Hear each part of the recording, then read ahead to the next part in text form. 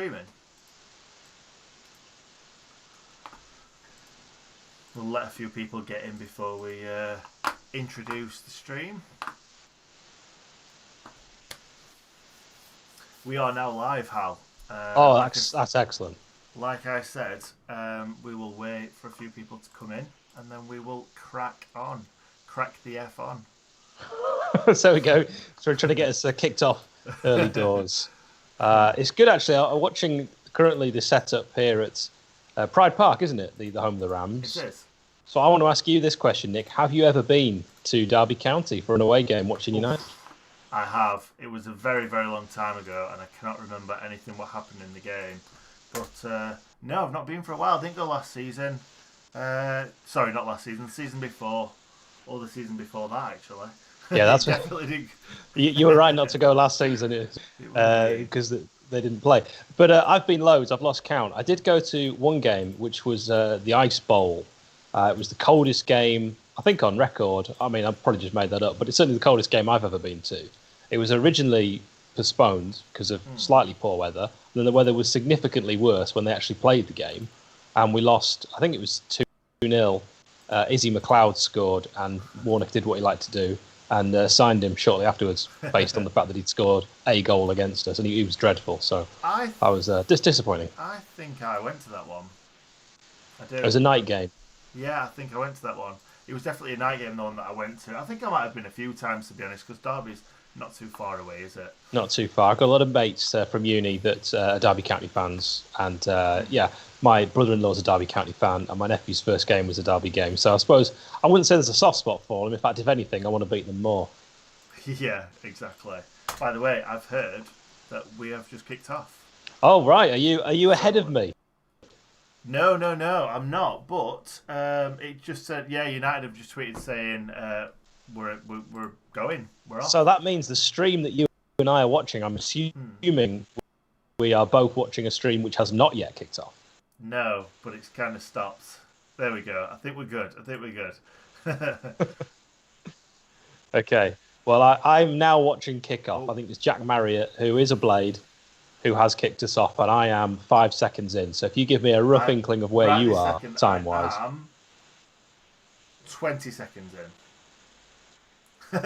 Oh, you're way ahead of me. That's so unfair. Right, let's talk to a few people in the comments, shall we? I will explain the team that is put out as well in a second. But have we got a corner? No, we've not. He's run it out for a goal kick. Right. I'm trying to get up to the same sort of time as you. Okay, I'm on 42 now. Yeah, 47 I'm on. So oh, what? I want to be the exact. Away. You're going to be cheering goals like crazy, and I'm still going to be watching a corner. This is the opposite of what we had in the Dundee United game, so maybe it's only right. No, it's not actually. We started off me in front, and then I went way behind. So the exact same thing could happen again. Yeah, that made me happy when I felt like I could see the future. So we got 47 people in the chat already. Welcome all. Sambot, welcome. Todd Watson, welcome. Sambot's actually said, we've lost, we've got Foderingham in net. That's a bit harsh. I mean, we need to give the guy a chance.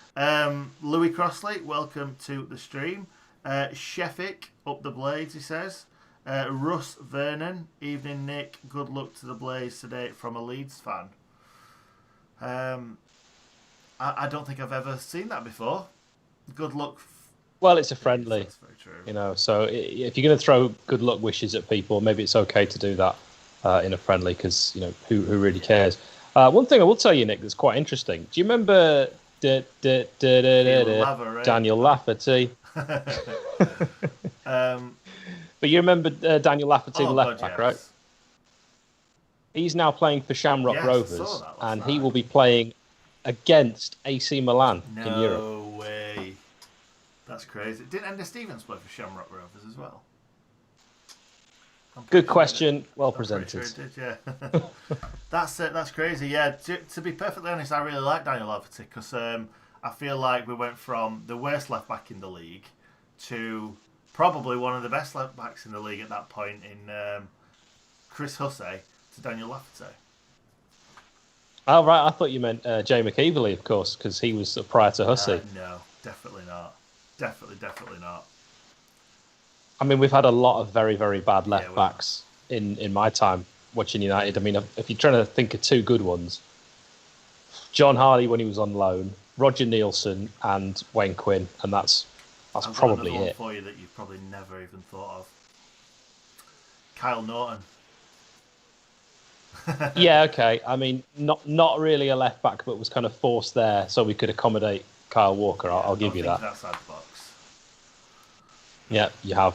So also, Aidan, welcome to the stream. LRH Austria, welcome to the stream. Does that mean you're from Austria? That would be nice to know.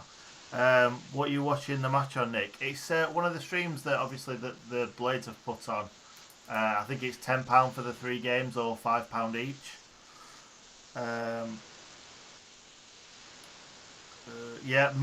Moose starting today. What's all that about? Didn't expect that. Well, Nick, do you want to run through the Blades team? Just 1 second. So we've got Wes Fotheringham in the goal. We've got Basham Jagielka and Jack Robinson at the back. Does this mean that Jack O'Connell is... I'm not even saying it. George Baldock, right wing back. Left wing back, we've got Norrington Davis. Then we've got Regan Slater and Ben Osborne just in front of Ollie Norwood. And then we've got Billy Sharp and Lise Mousset up front. That was probably the worst I've ever read a team sheet in my life. I thought it was pretty good. If anyone's interested in the Derby team, you could have a go at that as well. I'm all right. I'm fine. Wait, let me find it. I don't know if Waghorn's playing, which would be nice to see. Go on. Interesting thing with Martin Waghorn is that he's 30 grand a week wages is still likely higher than any of our current first team. That's a very good point. Yes, absolutely. I think we really dodged a bullet there, Nick. When we were going to sign him, because he hasn't really proven to be the striker that I think Derby thought he would be, and I can confirm he is not playing today. I'm just checking if he's on the bench. No, not even on the bench. Okay, fair enough. I was just bringing it up on FlashScore, but FlashScore always gives you the surname and then the initial of the first name, so I don't want to sound like an idiot saying L. Brown, S. Smith. So I'm going to quickly bring up the Derby team. Won't be a moment. I've got the Derby team if you need me to cover this. Yeah, they've got Kel Roos in goal, Mike Tverik, don't know him, George Evans, Craig Forsyth, Jaden Bogle, Lee Buchanan, Max Bird, Maximum Bird, Graham Shinney, Dwayne Holmes, Louis Sibley, who they are very excited about, looked like quite a dirty player when I saw him last season, homegrown Derby fan. And Jack Marriott, who I believe is a Blades fan, and I think his family hail from Sheffield, so that's their first. I believe so. And he scored against us away from home, didn't they? In the promotion-winning season. Scored the winning goal. I think Lee Gregory has scored against us as well, and of course also a Blade now for Stoke. But just so you know, United are wearing pink, Derby wearing white, and I don't know about you, Nick, I think it looks like a bit of a colour clash. Exactly, that's what I thought. The red and white probably would have gone better, but saying that, the back of the shirt is mostly white, isn't it?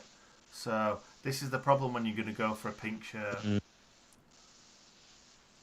Yeah, we need a third kit, and it probably needs to be luminous. Maybe black. Or dark. Derby. Yeah, Derby have had a good chance, haven't they? Scored. Ball came into the box. Fotheringham got enough on it, and then I think it was Baldock that scythed it away. But certainly from the early exchanges, it's been very even. Some poor crossing from the Blades. We're still trying to attack down the wings, down the channels, which we like to do. We saw against Dundee United, albeit only 45 minutes, that we were attacking certainly quite a lot down the left, and Sander Berger was just running down that sort of right central midfield, trying to force the play. The Blades are now on the attack, but Derby managing to get feet in and winning those 50-50s. It's going to be a very tight game. It's going to be a lot tighter than the Dundee United one was. I know you can't really talk about it too much because of how bad the pitch was, but this pitch looks immaculate. Well, yeah, it looks great. Oh, it's a carpet, isn't it? It's just absolutely what you dream of playing football on. Unlike the conditions at Tannadice Park, this is perfect weather for playing football as well. So yeah, like I said, I think Derby is going to be a much more difficult test than we've had in the last two games. I think we probably could have won 4 or 5-0 in the game. Oh yeah, could have done. I was just about to say, good to see the Blades trying to pass it around. We're now getting a really good spell of possession as we whip the ball into the box. Touch taken, Moose already looking lively, getting his shot away. Nowhere near the goal, of course, in the end. But, you know, if Moose can get that sharpness back, we always said last season, a good pre-season under his belt and he'll be fine. Getting my first real look as well at this away kit, and those shorts are absolutely fantastic. The numbers are black, if I'm not mistaken, and they should definitely be grey. I don't know if they're grey. I looked on the website and they put black numbers. They look... Go on, sorry. They should be grey. They should absolutely be grey to go with the shorts. But if that's the biggest irk that we have in this game, I'll be quite happy. Somebody's asking, are you watching the game for free? No, it's on the Sheffield United kind of live streaming site. It's £10 for 3 games or £5 per game. So that's what we're watching it on.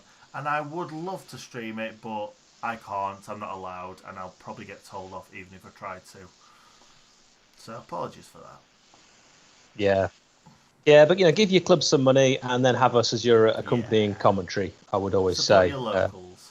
Baldock winning the ball back, by the way, brilliantly there in midfield. He's so alive, so inventive, Baldock. A wonderful attack-minded defender. And if he can kind of continue the form he had last season, we're in for a treat. I want him to just carry on improving every season because that's all he's done. And do you want him to represent Greece, or do you think that mainly would take up more time, so he'd more likely get injured? More international football is not something necessarily that was always conducive to getting as many games under your belt like Baldock did last season, where he played every minute. It's a funny one. I'd like him to get international football. It'd be great to see him coming up against some of the best players in the world. Obviously, he's not always going to get that chance with Greece, but obviously when it's kind of qualifiers and stuff, you never know who's going to come up against. So that would be nice, but like you say, it could be kind of shortening his Sheffield United career. Yeah, you often find when players retire from international football, they go on a second lease of life, you know, in their latter stages. So it obviously does make a big difference not playing those international games. The Blades actually really getting stuck in. It's quite good to see. I wanted Moose to be a bit stronger in the box, where he won the ball back and then rather feebly gave it away. A bit tame from Moose. You know, if he added the element of strength to the pace in his game, what a player. Yeah, his pace is electric, isn't it? And the thing is he's so quick at making decisions as well. So he can turn on it and put it in the bottom corner before you've blinked. But we've just not seen that much of it for a while, have we?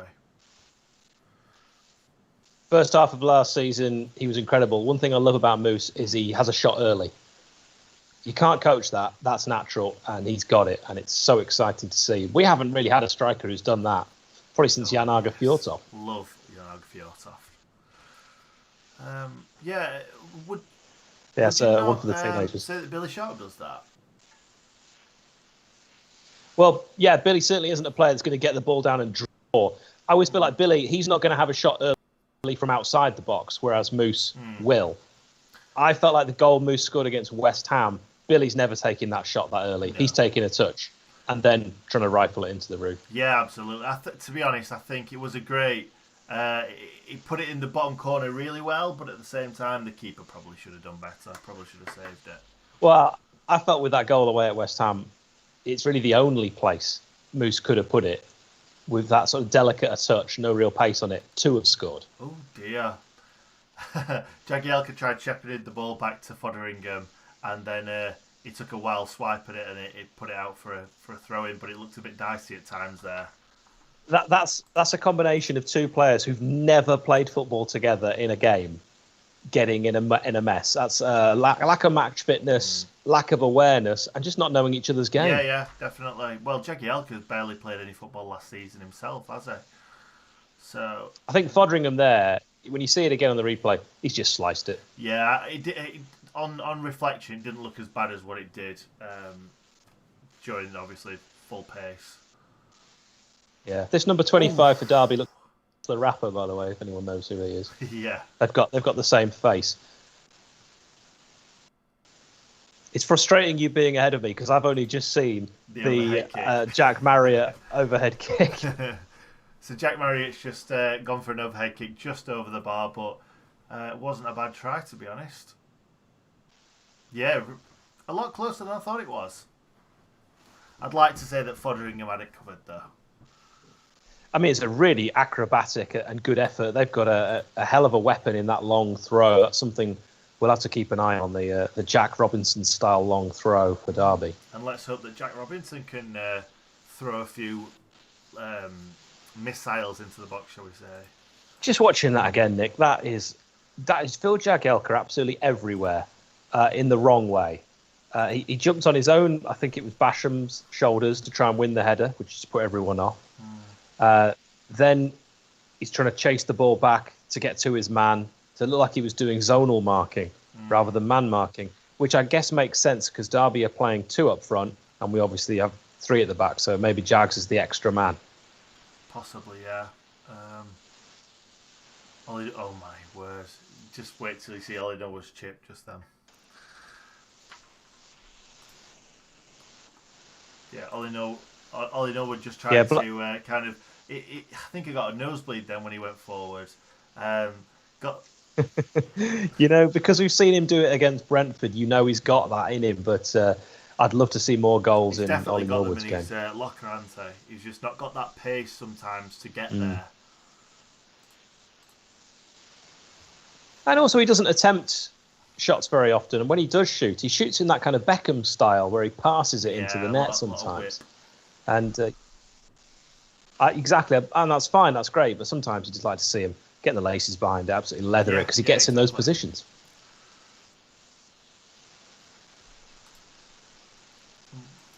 It's a very cagey game. When we're going silent, you're not missing anything. It's being passed around the midfield. Derby County are trying to get things going. The Blades win it back. Sanderberger-esque. Was that Sanderberger? Sanderberger's I can't remember who's actually playing. He's not playing. I was going to say, I think it was Ben Osborne.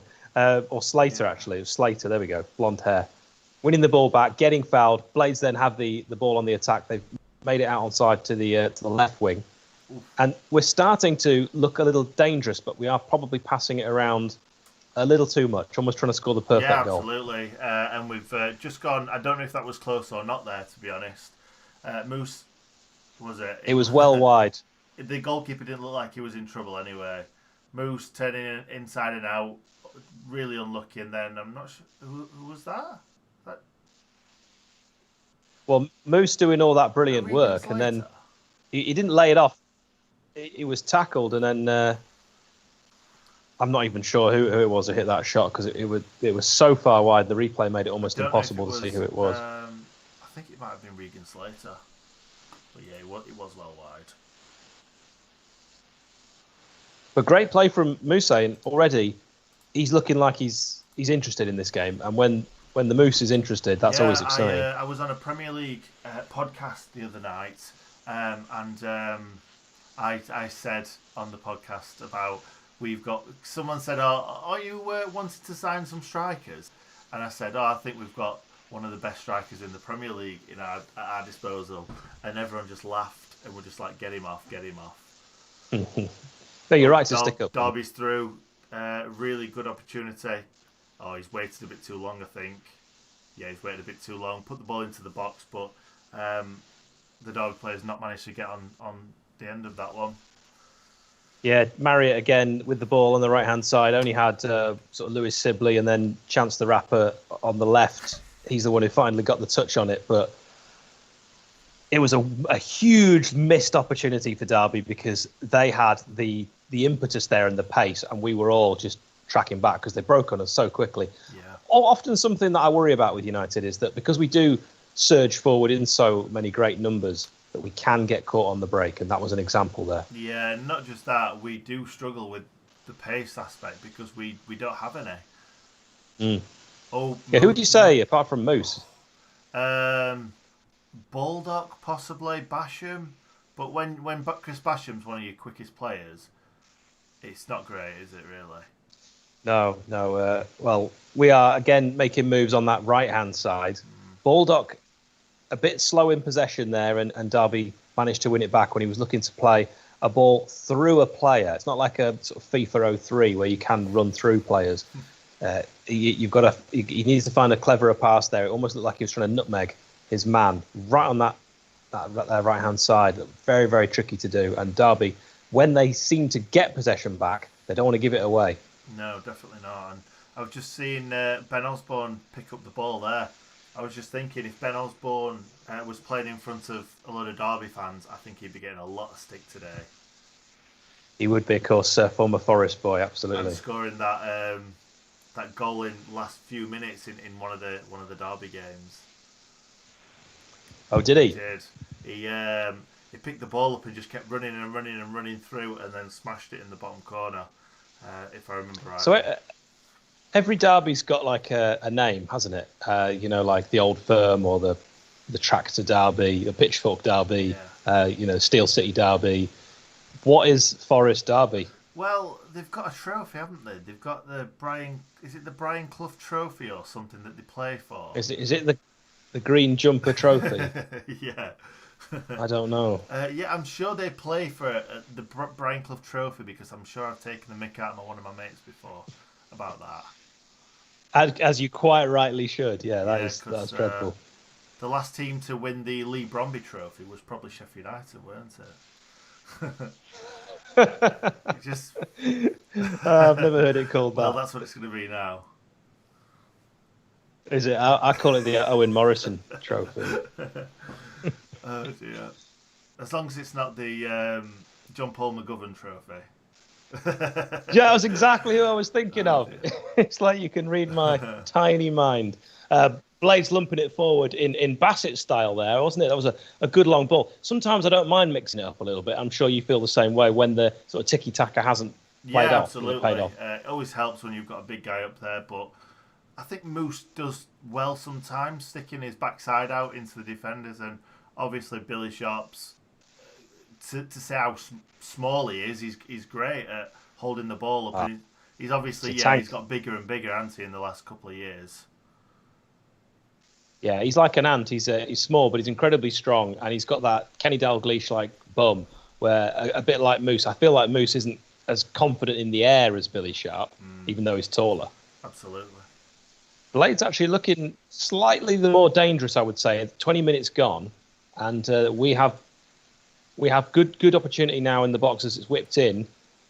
Baldock trying to win that ball in the box. Derby managed to get it away. Baldock is so aggressive sometimes, overly so. Yeah, it feels like sometimes he's trying a little bit too hard. Yeah, well, he's just given a free kick away with a very strong, unnecessary shoulder barge. Derby players already cleared the ball. There's no way Baldock's going to win it back. I think frustration there more than anything. And I've got to say that the numbers are definitely black. Definitely. I'm going to confirm that, and that is the wrong choice. Yeah. To be honest, grey. In this game, I feel like Derby have had the better chances. I don't think we've really opened them up at all in this game. I would say that's true. We've probably had more possession, but because they hit us on the break, they look slightly more dangerous in that respect. Yeah. By the way, because I've just ordered this pink away shirt, don't judge me. Do you ever get a name and number on the back? As you can see, I have in the past. Have you? Where? I can't see. No, not really. I did when I was younger. I've had a lot of players' names on the back. Once my sister bought me my surname on the back in 17, which is my favourite number. And I didn't really like it. I didn't like wearing it. I've stuck to just having the shirts. To be honest, I like buying the shirts just to kind of have them in years' time, because I've not bought shirts that I've liked in the past. and then by the end of the season, they're gone forever. And then you have to Yeah. find them on eBay somewhere. So, Well, there was a time, young Nick, when they didn't change the shirt every season. And I prefer those times when you have a really good shirt and you love how it looks and love the look of the lads in it. Just leave it for a couple of seasons. What's it I matter? completely agree. I don't think we've had a bad one for a while. I don't like the home one this season, but I don't think we've had a... No, I'm not. I've not bought the home one this season. I think our white one, that celebration. I'm trying to remember how many years it was. We had that celebratory one that was under Atkins, and I didn't buy that one. I actually didn't like really that one liked at all. That one. I bought it. Loved it. It's just a pity that we were terrible in it. One of the ones I have liked that was a bit odd was the black one with names on it. Yeah, I've got that down here actually. Well, if you look hard enough, you'll find my name on there. Really? How did you manage that? Yeah, it's all about who you know. But because Nick, my first name's actually Alexander, and Hal's my middle name. So you find Alexander Stewart. It's on every single one. Whereabouts? It's on there. Is it not in the same place? Well, it's different. No, because it's just printed material, isn't it? So it's different on everyone's shirt. But yeah, if you can be bothered one day, have a little search. Send me a screenshot when you find it. My surname. Yeah. I could be here forever. I'll leave it. It's very odd, actually, that shirt, because it's got a load of youth players who never made a first-team appearance on, but only youth players from '98 onwards. All right. There are a lot. Yeah. Don't know why.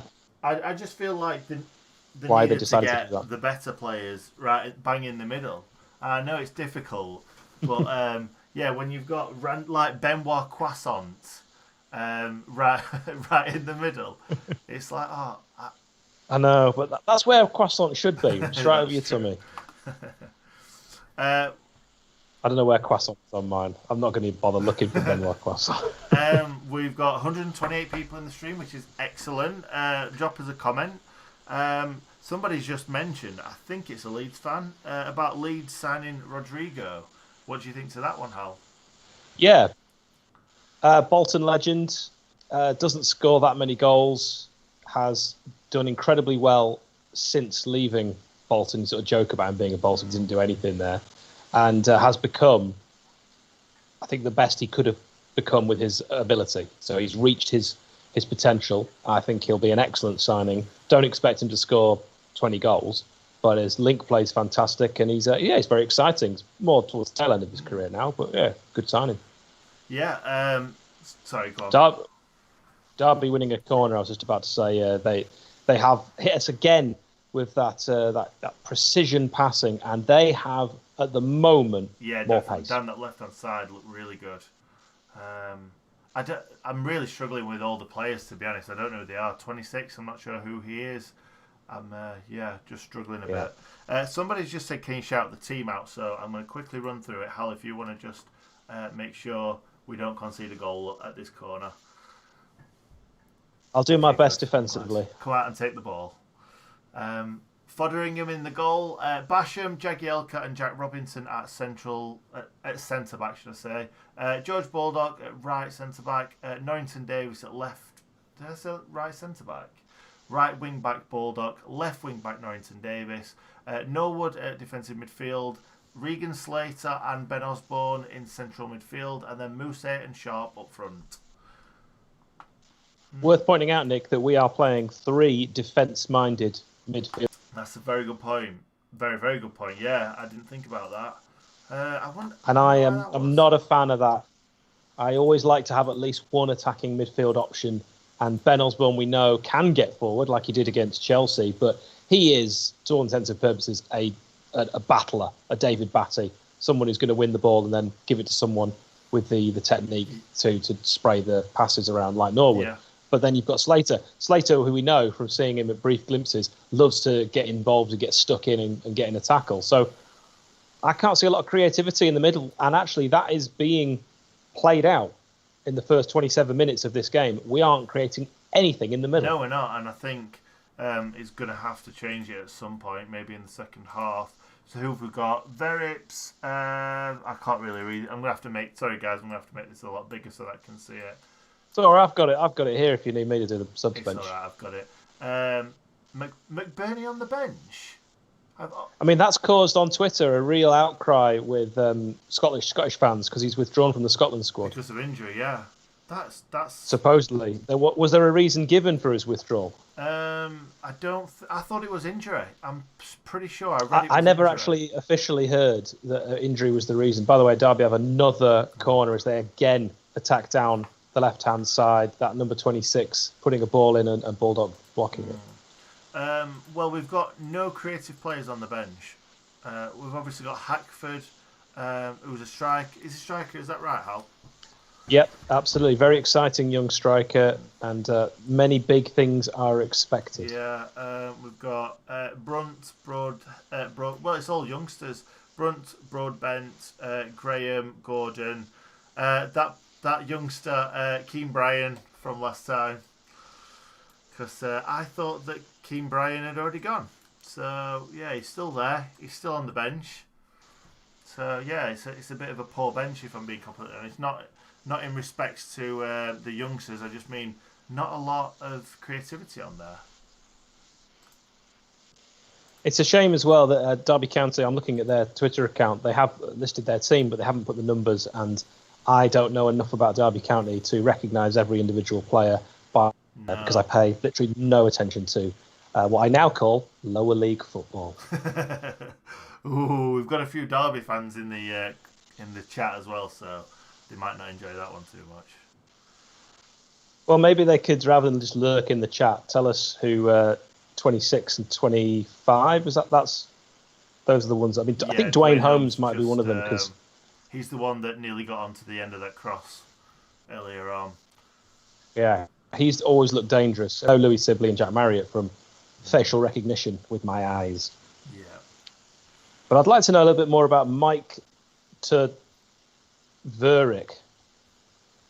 Yeah. Honestly, that was me trying to pronounce his name. I haven't just had a stroke. That's a name that I've never ever seen before or come across, and I guess that's the Philip Cocu connection. He's probably Dutch. Yeah, he definitely sounds Dutch, doesn't he? Going out on Who do you a want limb. to sign at striker? Who do you want to sign, Hal? Well, you know, we need a striker. I'm always in favour of looking a bit further afield because you sign a player who's English or British and you suddenly add 10 million onto the price tag.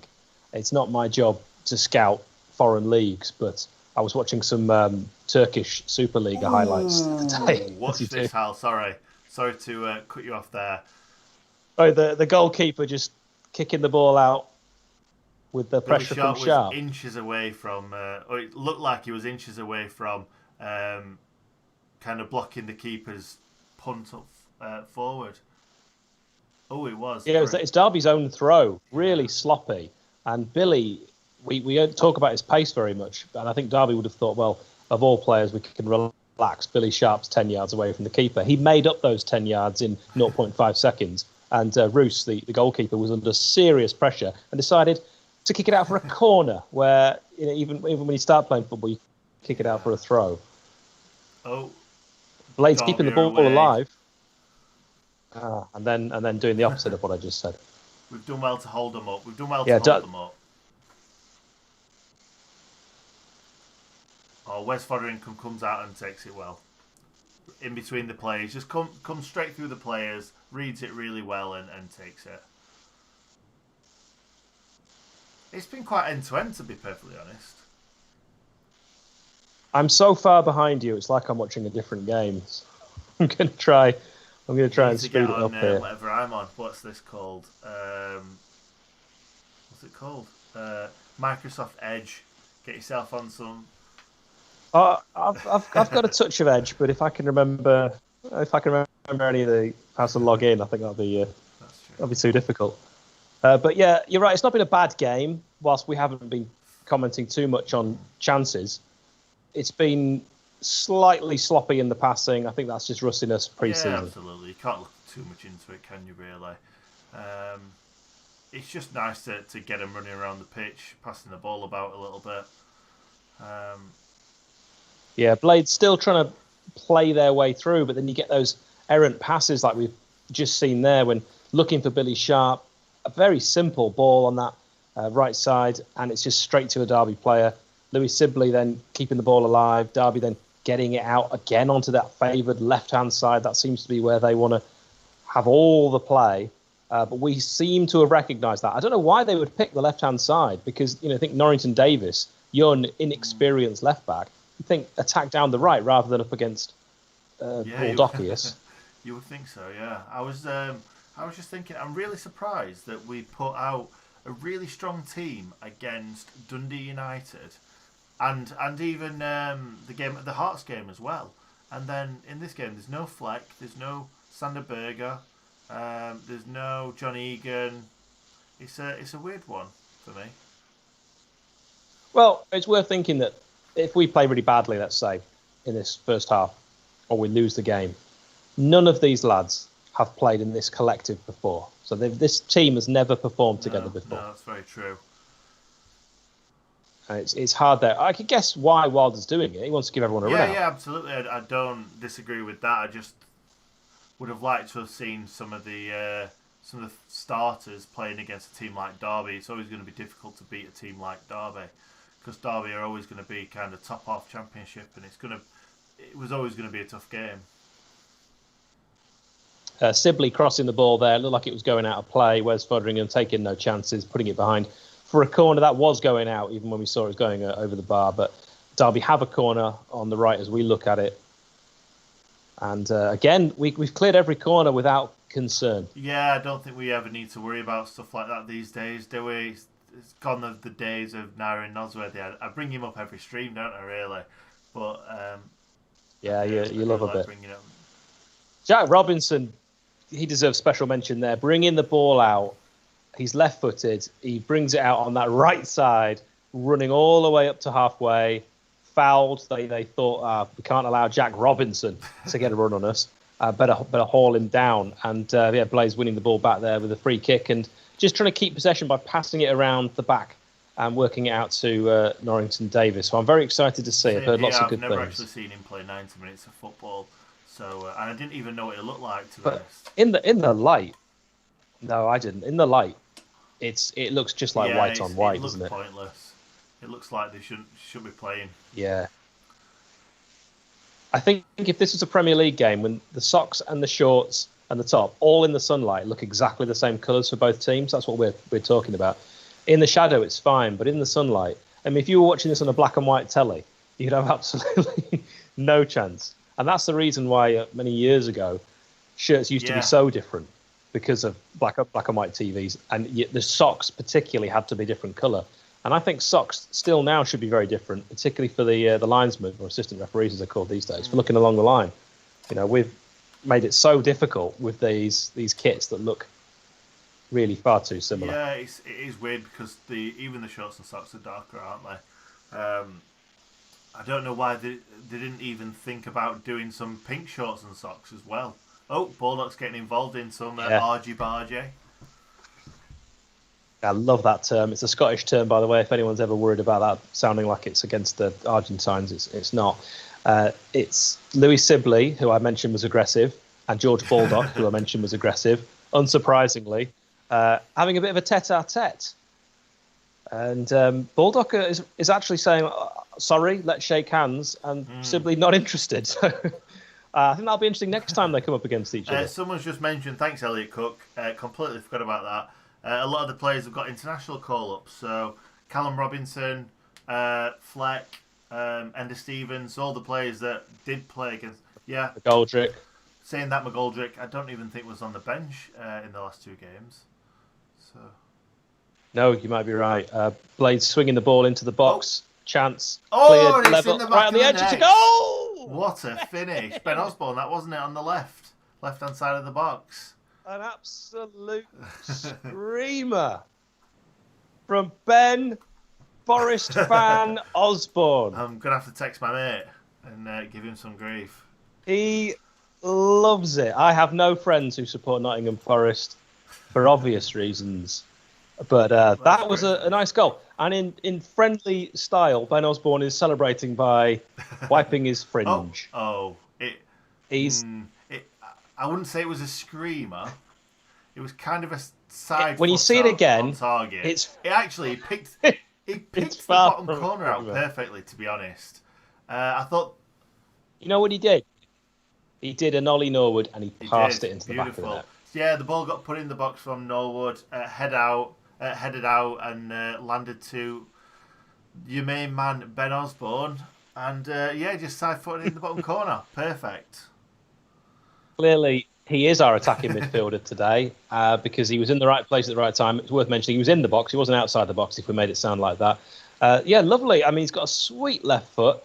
I mentioned in the Heart stream that I don't know why we always have to have a left footer playing on the left-hand side of central midfield, because it isn't like we play left midfield and right midfield, if you know what I mean.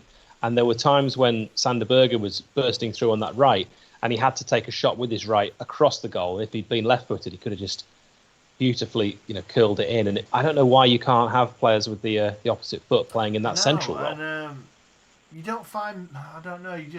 We seem to stick to that all the time, don't we? Left footers on the left and right footers on the right. But it means you'll probably never see John Fleck and Ben Osborne starting a game together in central midfield. Ben Osborne would have to be playing left wing back. Yeah, I'm going to say maybe defensive midfield, but I can't see Ben Osborne being that defensive midfielder. I think if Norwood's out, Berger's going to play there. And so, I mean, it just feels a little unfair because Ben Osborne plays so well whenever he gets a chance. Absolutely, yeah. And Fleck being our best player, pretty much, you'd probably say. Yeah, you think if Fleck hadn't got injured when he did, because recency bias, he probably would have won Player of the Year. But, he was out and he came back in. His form wasn't as good after the restart. You feel like if COVID hadn't happened, we'd have had probably a totally different end to the season, a totally different player in the season. And really, Ben Osborne got really lucky with Fleck going off injured because he was only getting bits and bobs, weren't he, when Ender Stevens was coming off injured and stuff on that left-hand side. So he's probably glad. And he's not a left wing. Not a left wing back. Every time I saw Ben Osborne, I thought, no, guy can play. If he is a left wing back, I think he's a championship left wing back. So, Nick, what do your Forest fan friends make of Ben Osborne? He really liked him, but not to the extent of kind of your Matty Cashers, because he was devastated when he heard about the Matty Cash us being rumoured with him. Ben Osborne, he was happy with taking the money offers, if I'm honest. Jack Robinson, he didn't have a clue why we were in for him. So it just shows. I think he's been great. I think he played well in that first half against Dundee United. I think he's been great again today. And just as he just takes a terrible first touch. I think that was a really good first touch because Jags absolutely hammered that ball at him, and he just kind of flicked it around the man and got away. I think he got away is the right word. Yeah. He got away with it. He got a bit lucky there because that was the first touch of a rhino. You're right. Jags from sort of 8 yards pinged it at Jack Robinson. No need. Straight onto his admittedly stronger left, and he took you say delicate, nice touch. I say it just pinged off his left boot and landed over the Derby County player's head. I mean, that was, if he meant to do it, he's got to play every week. And actually, the thing you mentioned about Jack Robinson coming in and looking good, it's not like it's an easy position. It's not like centre-back at a rubbish club like Crystal Palace. This is centre-back at Sheffield United, where you are expected to do a lot more than your average centre-back. Absolutely. And the thing is, he's coming in to replace arguably one of our best players. And he does. And Jack O'Connell really does everything in that role, doesn't he? So he's excellent at blocking the ball. He's excellent at clearing the ball. Excellent with them headers, getting forward, creating chances. So, yeah, just like Ben Osborne is kind of behind Fleck, he's behind Jack O'Connell. And again, you're probably not going to see Jack Robinson playing on the right-hand side of those back three, would you? No, you're not going to see that. Jack O'Connell's so intrinsic and crucial, and I don't even want to think about why he's not involved today. No, we've not seen a great deal. I don't think I've seen him much in training either. So, I mean, you don't want to start any rumours, so I'll leave it there. Yeah, I haven't got a clue. I don't even think there's been any rumours anyway. The odd person says, "Oh, I wonder why he's not playing," but no one's mentioning any of the clubs that are interested in him. I don't know. Yeah. Basham, by the way, putting the ball in on that right-hand side, cleared. Derby have, since we scored, looked like they've lost the ability to pass. A lot of their passing has gone astray.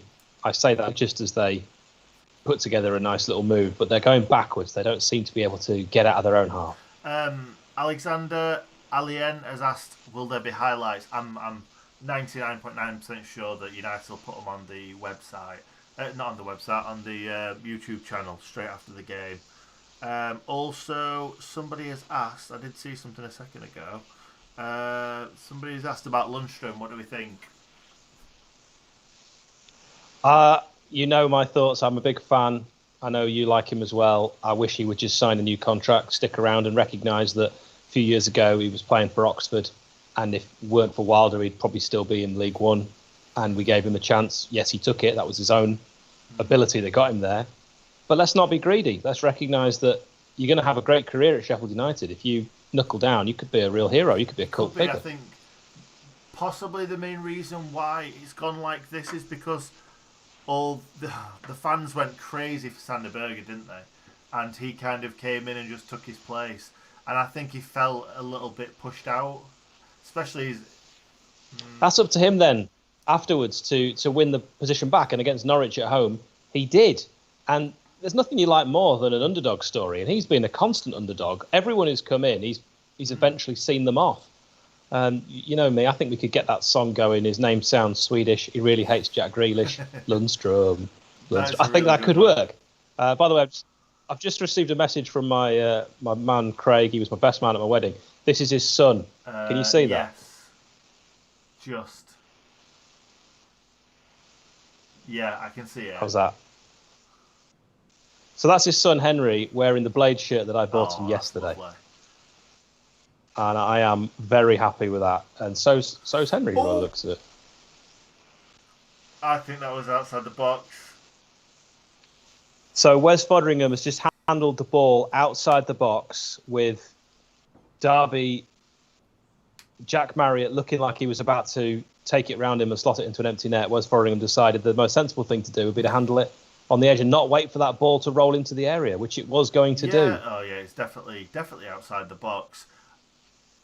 In them situations, inexplicable. I feel like you just got to swing your foot at it in them situations.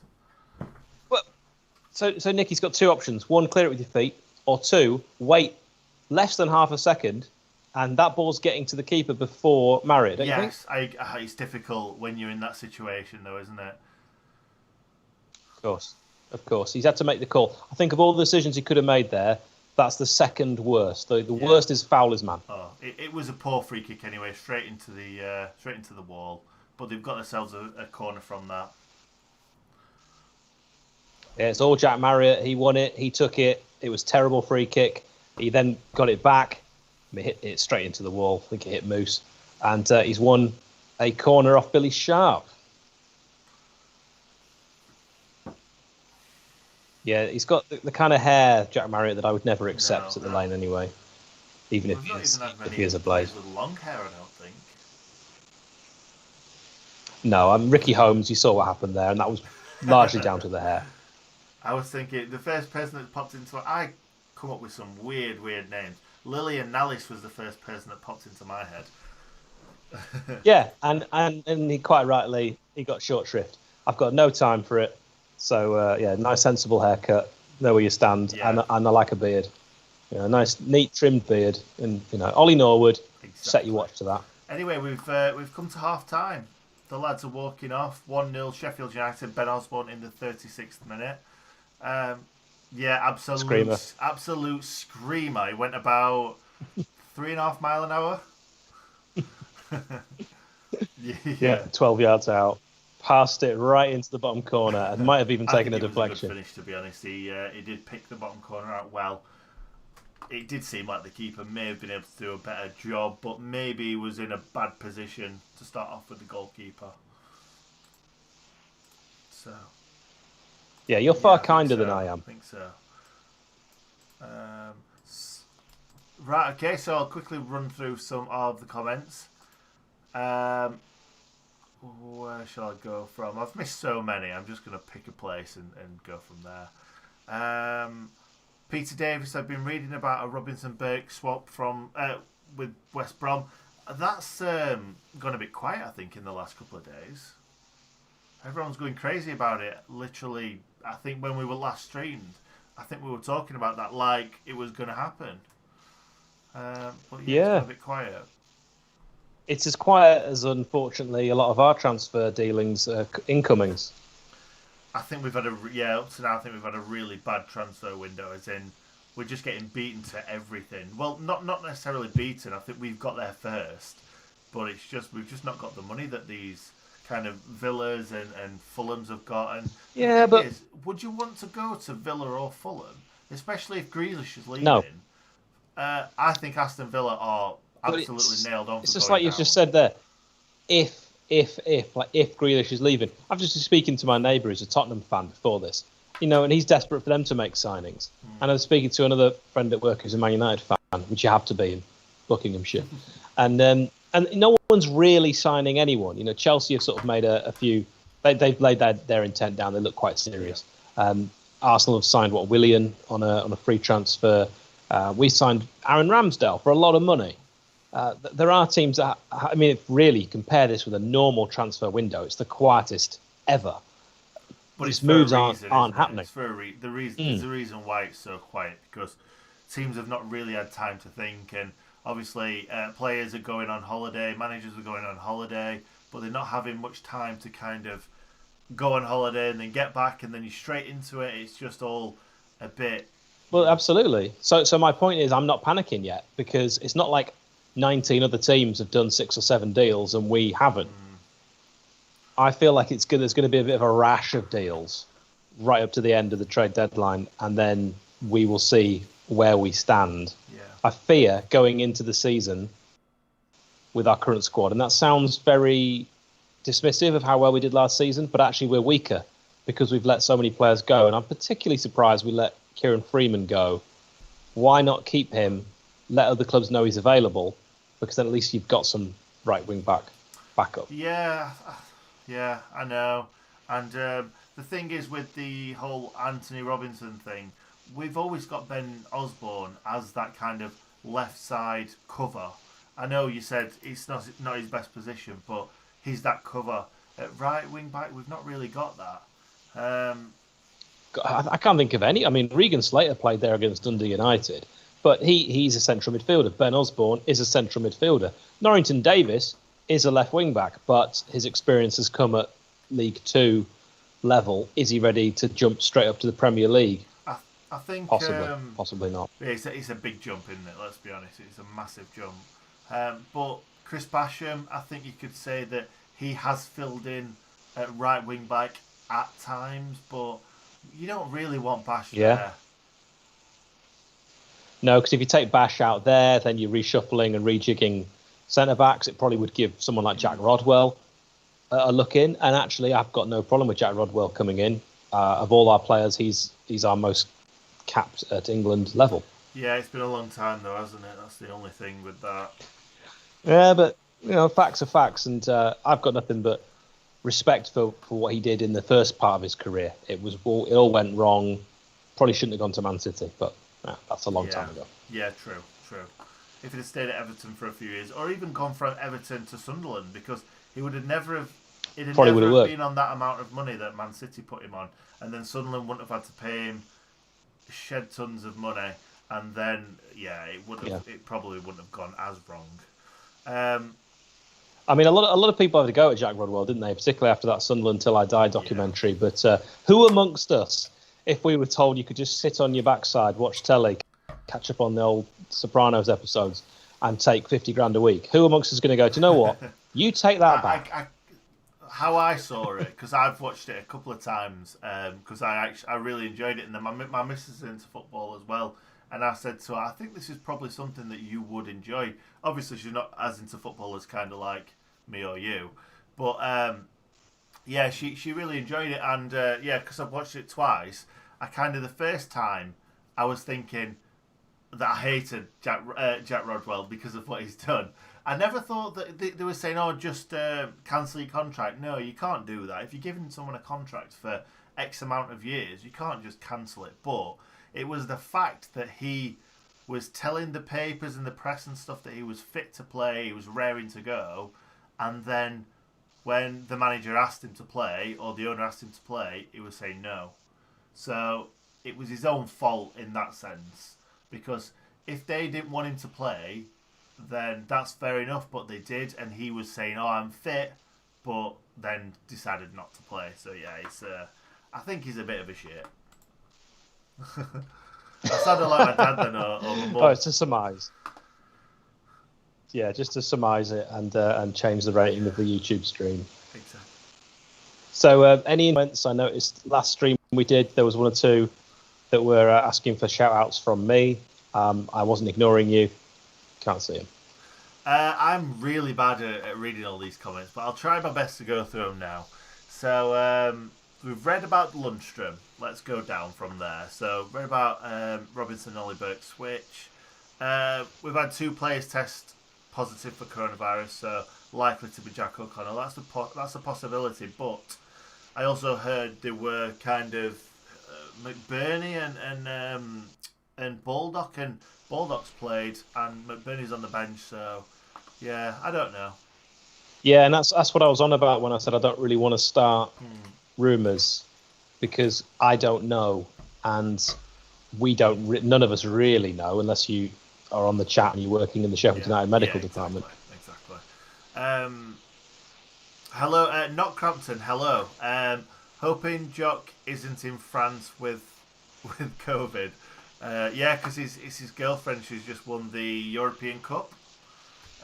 So maybe he's there. Maybe he's there. I saw that. And that'd be fine if that's his reason. That's a great reason. You've got to support family. It's a massive thing as well, isn't it? If my wife was playing in the Champions League, well, first of all, I'd have a lot of questions because I didn't even know she liked football. But I'd probably go and watch that. Yeah, absolutely. To be fair, no offense to Jack O'Connell, but he's probably never going to get himself there. It would be really difficult. That is incredibly harsh. I mean, the man has the ability. Yeah. What you could have said is he probably won't get there with Sheffield United. I'll say that. We'll rewind and just pretend that I've said that. Right, okay. And he certainly won't with that attitude. I believe in you, Jack. I do. I believe in him, but I just don't feel like anyone... There aren't many Sheffield United podcasters or YouTubers that are anti-Jack O'Connell, but you've nailed your colours to the mast, and I just want... Now that that's out there, I just want people to know where I stand. I love not only Jack O'Connell, but all Sheffield United players, and most crucially, fans. It's not what you were saying off stream, though, was it? Right, another clean sheet on the books here. That would be really nice, that. Three clean sheets in a row would be great. 2.5. While they get Klopp on the phone and sign Bruce on loan, yes, I would love that. Are we basing that on his penalty prowess? Well, hopefully Klopp's going to be like, get out of my club. We'll have him. Yeah, he seems like a reactionary, this Klopp, as if. No, I mean they've had that lad there since he was a little boy, and they've given him his football education, and they are not going to be quick to let one that they have blooded themselves and brought up and taught go, because he could develop into a superstar, and then they'll be like, oh, what have we done here? So I think half a chance of a loan, but I really can't see it. And actually, why would Klopp loan us another player after we didn't really treat their up-and-coming superstar Ben Woodburn particularly well, and just look at his career. Yeah, I know. I think that was always going to happen with Ben Woodburn. It doesn't seem like he's got the...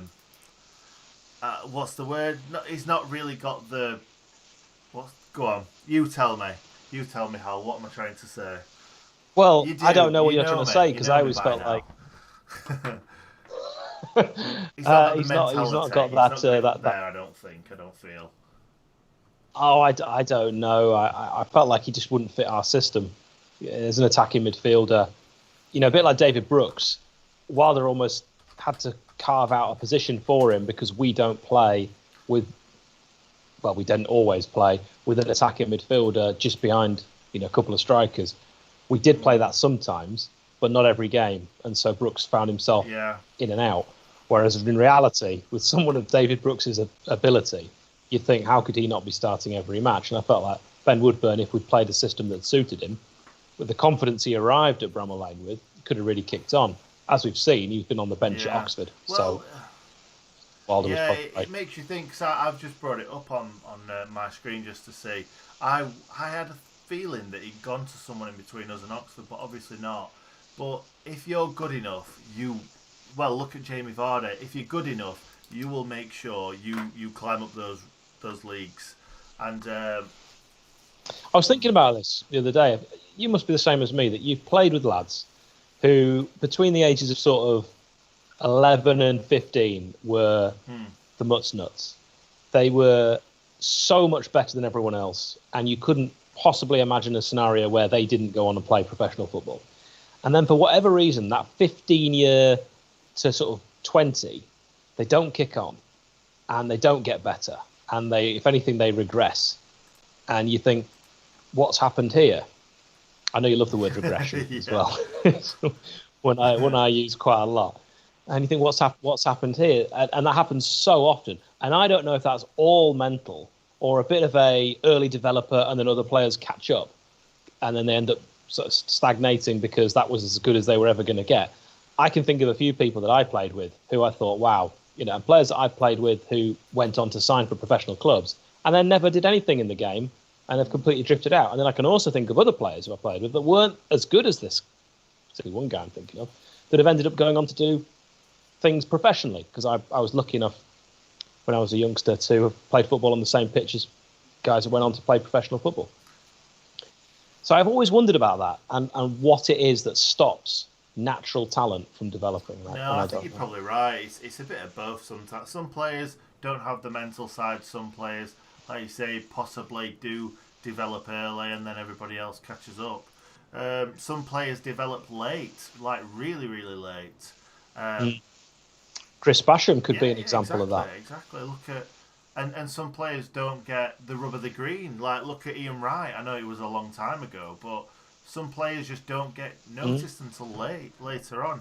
And to be fair, looking at you were saying about Chris Basham, but you could say that about George Baldock. George Baldock is kind of, what is he, 20, 25, 26, 27, something like that. He's definitely going to be. He's going to be an age because he has been born. Let me I've got it. Get you that answer. You're quicker at typing than me. That's what we know. I'm going to say he's 27. He is 27. He's 27. So I was right. It was either 25, 26, or 27. I gave myself three multiple choice answers.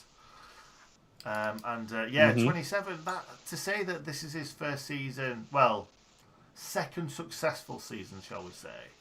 I think the first season that he came to Bramall Lane, I think him and Kieran Freeman were quite similar. And then obviously Baldock's just pushed on and on and on. So 25 was obviously when Baldock kind of pushed on and showed himself to be a really good footballer. So some people just it takes them a while to get into it. Just looking back on this game, I've been reading some comments on Twitter and the S2 forum, and it seems that a lot of people, as you know, have a Scottish club. They'll support either Rangers, Celtic, and Sheffield United. I'm not interested in Rangers or Celtic, but the point is that there's a lot of people that will have seen more of Wes Foderingham than we will have done because they've got one eye on Rangers.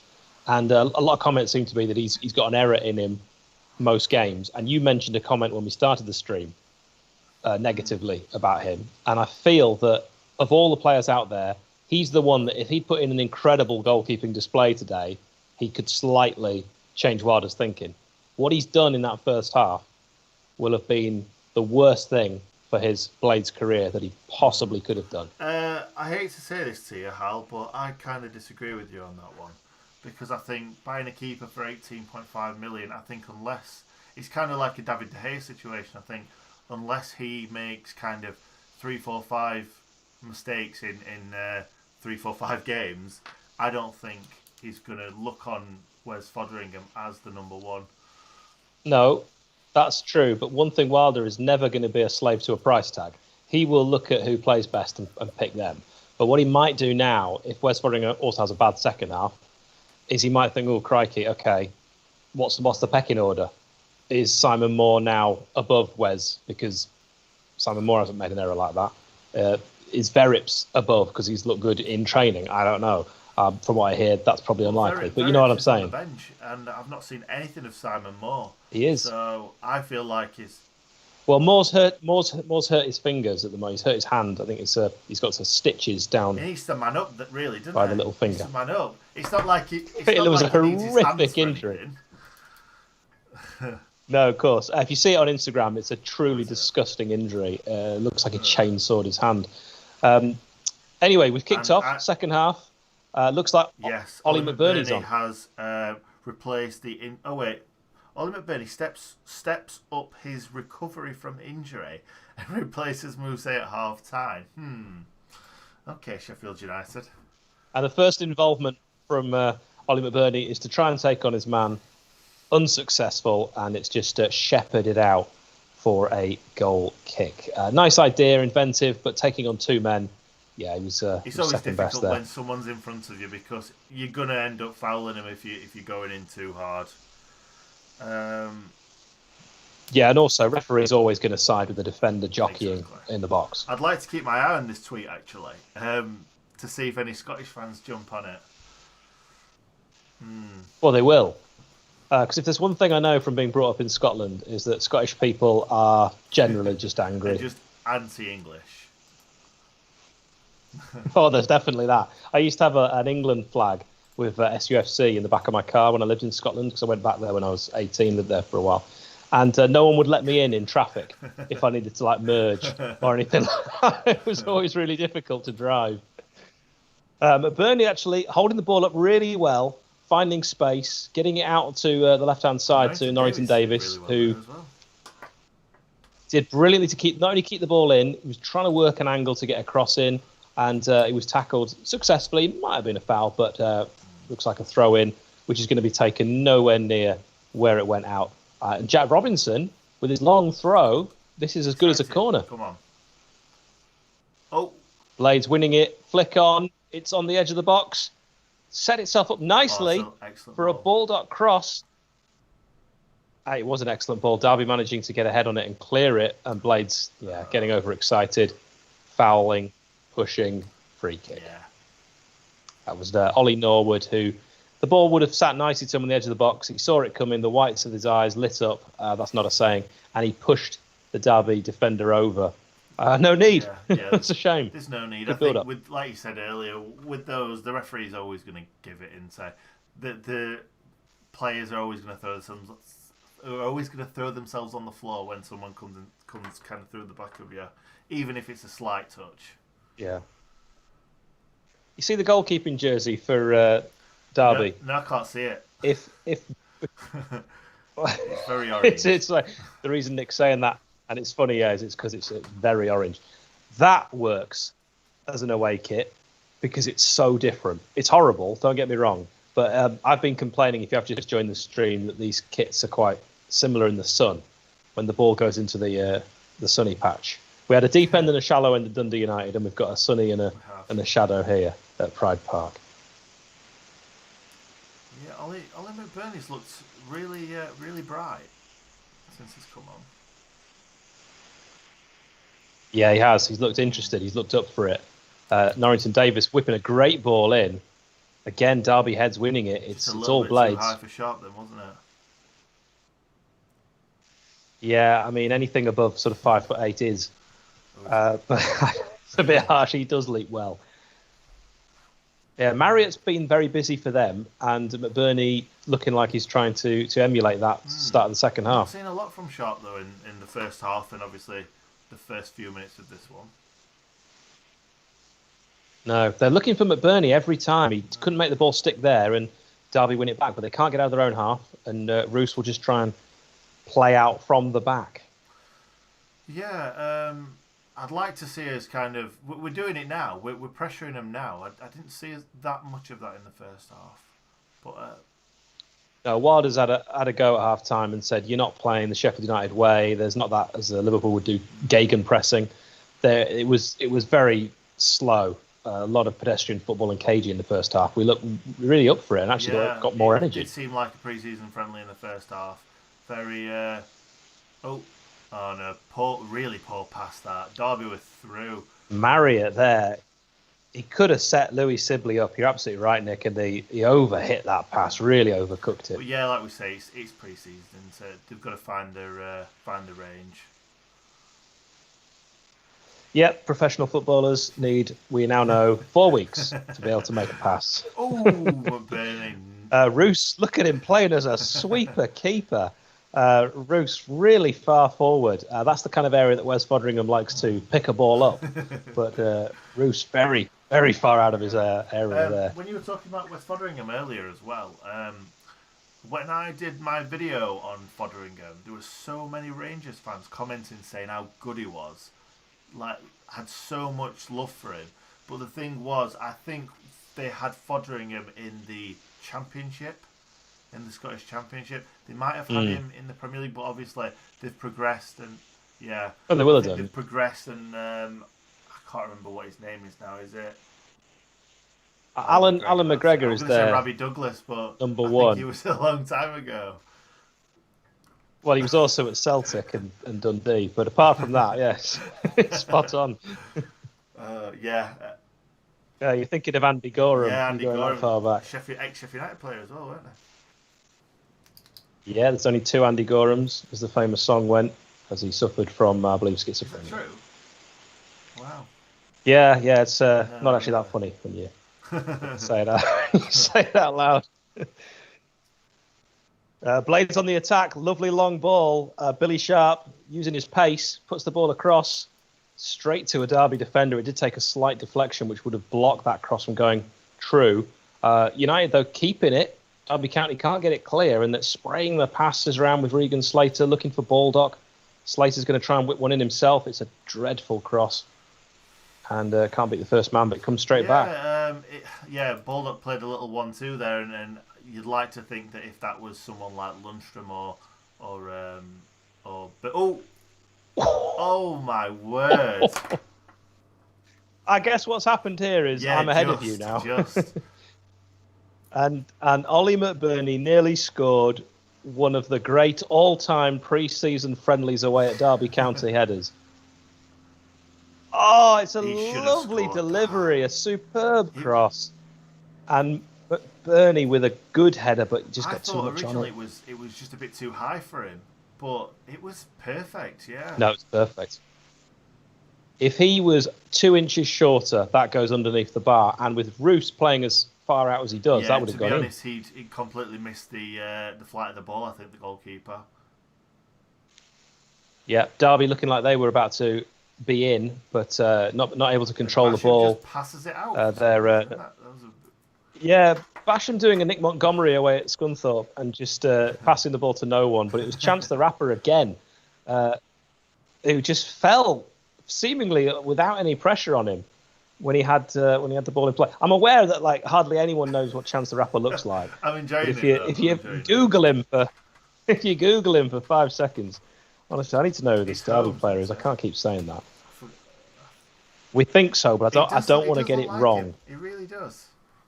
I'm sure it's Holmes. I'm not sure of his first name, though. Dwayne Holmes. Yeah, that makes sense. That definitely makes sense. I'm going to get their official squad numbers. I'm going to get this sorted. All right, there's nothing worse than getting a player's name wrong. Yeah, by the way, guys, we've got 43 likes on the stream. Can we get more than that? I didn't really know what to say there. I was going to say 100, but we got 100 last time. Can we get 100 this time? We've still got loads of time to get it, but we're on 43. Max Lowe, apparently, and Dwayne Holmes wears 23. So, worth looking up, I think. Although these numbers aren't actually... Louis Sibley's listed as 40, and we know he's wearing 17 today. So I don't know how much stock we can put in that. But if any Derby fans want to help us out, our knowledge of Derby County is limited. So any help with squad numbers would be great. We haven't been given a team sheet. Rude, very rude. Yeah. Very rude when you're doing an unofficial stream. I feel like the club should have come forward there. Slater looking busy, looking interested, needs to pick out a decent pass and does. United keeping possession down the right-hand side. Ollie Norwood thought about a cross, plays it short instead to Baldock, who wasn't ready for it. Slater winning it back, and then it's ricocheted, it's given away. Derby can break. United there with 5 players on the right-hand side and just played soft, short balls when it needed to be crossed in, sort of at least a minute earlier than it never was, but it could have been. They had players in the box. Yeah, absolutely. They're really breaking on us at the moment. They're coming forward really quick. Poor ball into the box though. Yeah, Derby had a chance there, and McBurney with a disastrous decision where he had Sharp ahead of him and he could have started the break. Decides to play it back into trouble, and Derby regain possession, and they just keeping it alive. Somebody's just mentioned Paul Mountain has said that Moose off at half time. He looked leggy. He'll be desperate to get a forward in this week. I think that Moose started the game really well. I thought he looked really bright, but yeah, he's probably right. Probably did look a bit leggy towards the end. But Billy Sharp's away on the right, doing really well. We've not even got a corner. I was going to say we've got a corner. Another weak cross when in good position. Yeah, I thought Moose did start well. He was our brightest player to begin with, but then did tire, and that's maybe it's understandable. It's his first proper pre-season game. The only problem with Moose is that his fitness is always going to be a problem. It seems. It's always a question. Yeah, Regan Slater a chance to cross, but instead goes backwards, and Norwood will try and chip it to Baldock. I'm not sure that was the right decision. It was a nice idea. I think he was just trying to catch him out a little bit. But if anyone's got that in his locker, it's definitely Norwood. Oh yeah, you can see what Regan Slater's good at. He's good at just being that presence, getting a foot in, harrying. Do you feel like he's a right-footed Ben Osborne? No, I don't think he's as good as Ben Osborne. I'm sorry, Regan. But he's a similar sort of mould. Yeah, he's absolutely in a similar sort of mould, and he's got that tenacious ability, that want and desire, that drive. We know he's a blade. He'll give his all, so that doesn't worry me. Right, so Derby again looking to break. That's a blade throw. Yes, it is as well. Somebody did say something really funny that I need to bring up. Who was it now? Ben. What's your name, Ben? Ben Shaw put, is there an OK button rather than a like button? Take a bow, Ben. Take a bow. Enjoyed that. The blade strip at Derby is certainly a kit clash, yeah. Oh, clash of shades. Why not the red and white stripes? Yeah. Absolutely, it should be our home kit. I think it's our first proper. Well, it's not our first away game, I suppose, is it? Yeah. It's the third. I don't know why. And it would have made more sense to wear it against Dundee United. Certainly not against Hearts. No. Yeah, bit odd. But anyway, I think they're just excited to wear this pink kit. I'm old school, Nick. I like the home shirt whenever you can. Yeah, I agree. It shouldn't really be called a home shirt. It's your first choice shirt. It's your colours. So you should wear it whenever you can. Your first shirt, and your kind of main shirt, and then your alternative, I suppose. Derby hitting us on the break. Louis Sibley trying to beat Jagielka, but you'll never beat Jagielka. Yeah, Jags did brilliantly. Louis Sibley didn't look like he had a trick on him there. Didn't look like he knew what he was going to do with it. It was a bit of a headless chicken. I felt like he looked excellent going forward then, and then he saw that it was Phil Jagielka, and he was like, oh. But whereas Phil Jagielka's lost a lot of pace probably in the last couple of years, I think if he could have pushed it past him and quite easily got around him. But obviously, Jags is Jags, isn't he? I've just realised I said that Jack Rodwell had the most England caps. Oh, yeah. Yeah, we knew what you were on about. Yeah, silly boy. Norrington Davis working the ball down the left-hand side, and Ben Osborne's beaten himself. Oh, yeah. That were He'll a be nice little trick. He'll be disappointed. God, doesn't he look disappointed as well? He does, yeah. He's combing his fringe back. He's having a quiet word with himself. He is. And Graham Shinney, the Scottish player next to him. I've just realised that I've put Sander Berger on the thumbnail, and Sander Berger's not even in the squad. Well, you know what? The Sheffield United official thumbnail for the Hearts win was Billy Sharp, and underneath it just said, John Fleck with the goal. Oh, right, yeah. Looks like they're going to make a double substitution, Derby County, and they're bringing on, I'm going to assume not first teamers, whereas one of them is wearing, I think, 55. Yeah, and then there's a goalkeeper coming in who's 27 as well, so... yeah, is he? I mean, some of these numbers, they're a fullback or a quarterback. Yeah, exactly. But yeah, it's been a bit odd this second half. Not a lot has happened other than the McBurney chance. It's more Blades possession. We are still camped out in Derby's half. We're just not doing anything with it. If you're wondering why we're not telling you what's happening, it's just passing it around. We've got almost everyone apart from Fotheringham, and I'm sure if we were to have the camera moved to the right, he probably would be in the Derby half. Everyone is getting forward, but it's that final ball, Nick. It feels like Derby are 1-0 up in an FA Cup, like quarter-final or something. They're just everyone back, which is really odd. Yeah, they're at home. It's weird. That was really weird. I don't think it's been like that kind of all the second half, but like then it looked really weird.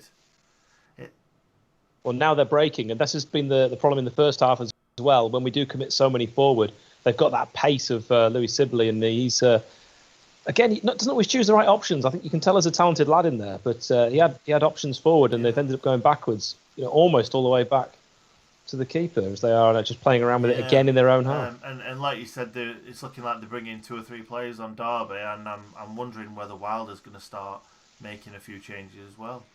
Who do we think's coming off?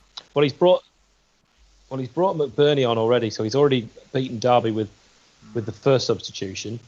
I would imagine that Slater would be one that would be considered being replaced because we have no creativity, as we mentioned before, in that central midfield role. Ben Osborne doing a magnificent defensive job. That was really top draw, and that's what I love about Ben Osborne. And got it away with his right foot as well. Beautiful through ball. Very, very good. Oh, we are making a change. It looks like England's caps galore. No, is that Jack Rodwell? Keane Bryan. No, it's Keane Bryan. I couldn't have got that more wrong, Keane could I? Bryan. Love it. Nice. I don't know who came up with that, but if we'd ever seen him, we'd have sung it. No, it's a bit weird. We've let him go, and then we've obviously re-signed him just for this game, haven't we, Keane Bryan? I don't know if we let him go. I think he has still had another year in his contract. Yeah. Right. It was a really good joke, as you could tell.